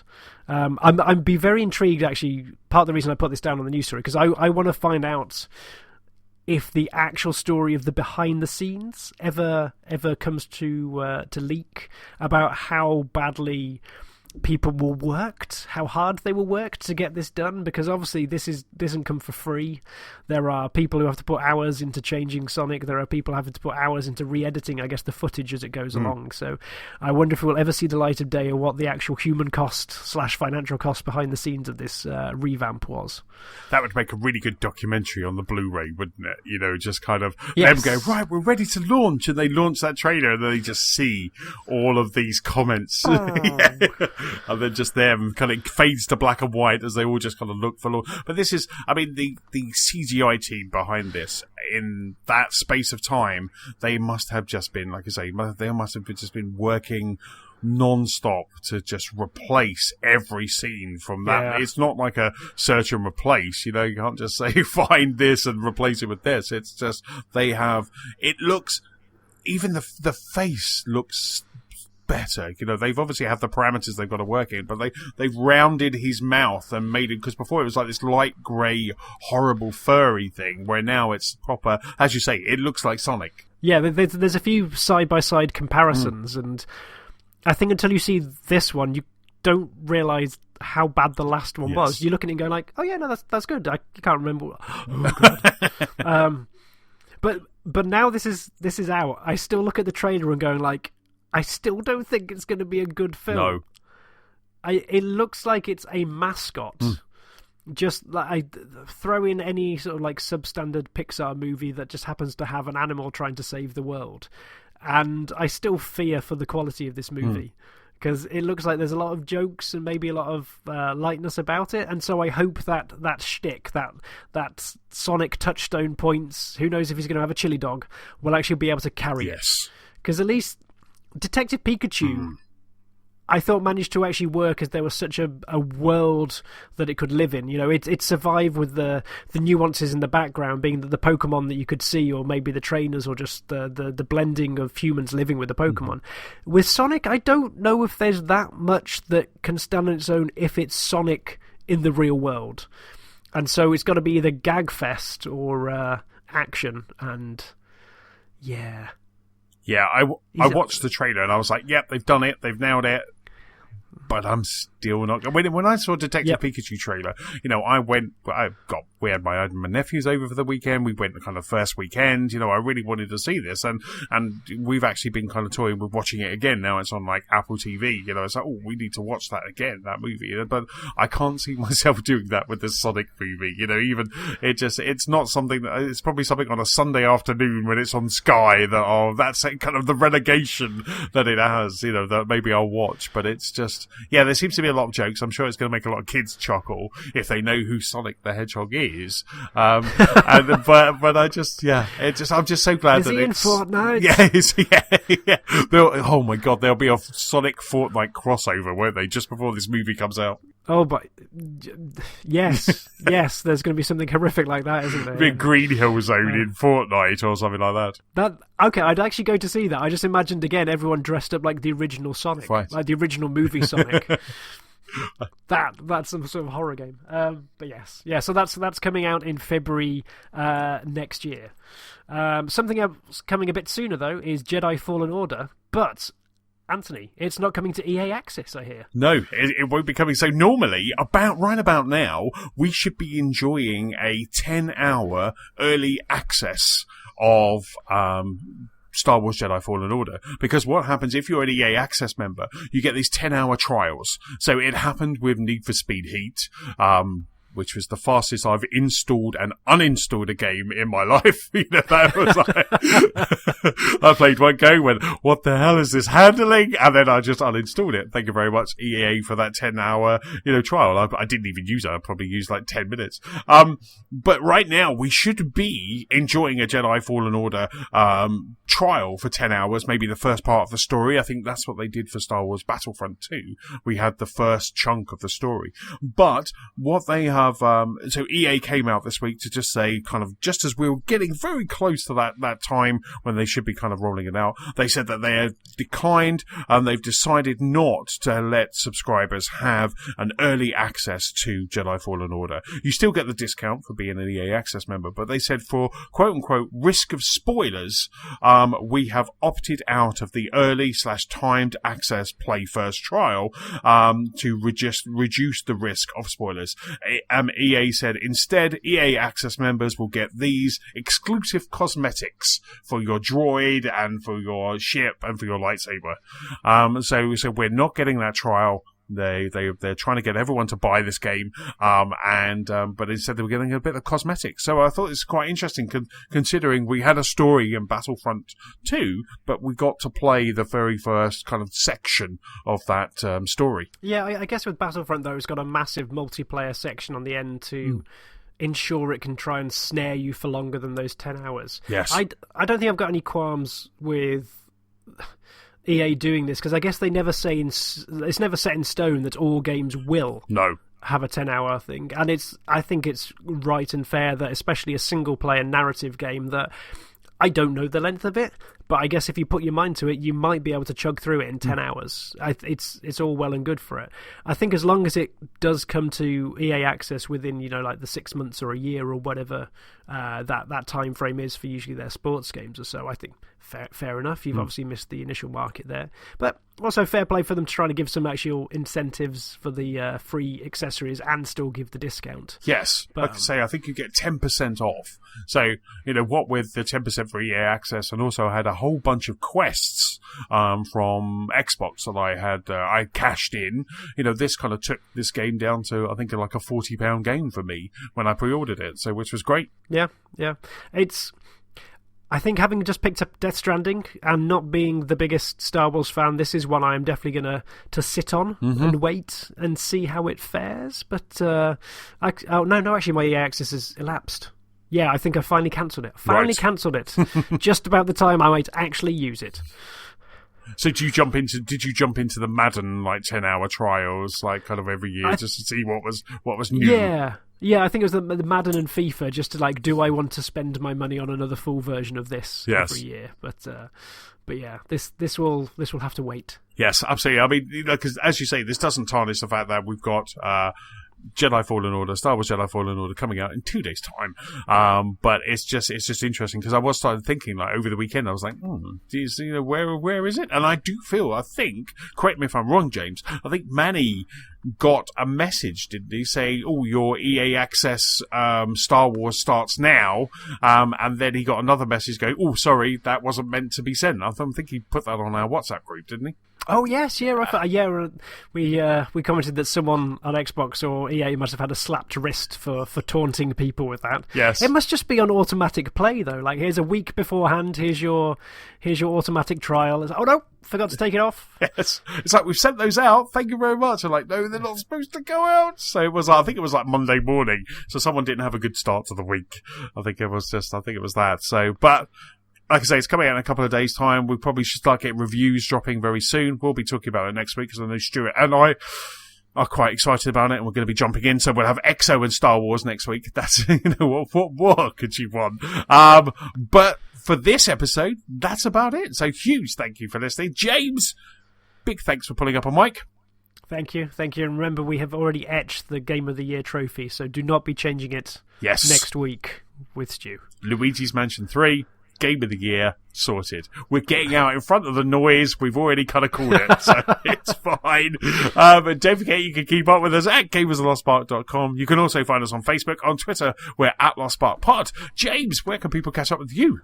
You can find me as Big Sheep on pretty much everything under the sun. That's Twitter. Instagram, I'm Big Sheep 014, but you can also find me as Etsy as Big Sheep for crochet patterns. For proceeds go to special effects, so get your hooks out for Christmas.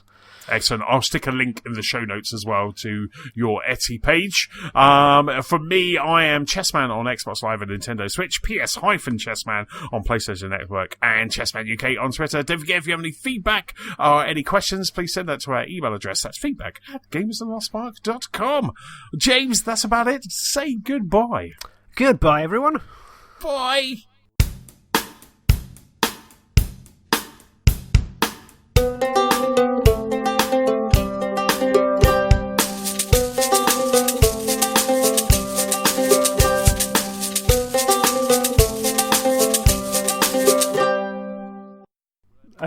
I still stay paused just in case we play the music live, but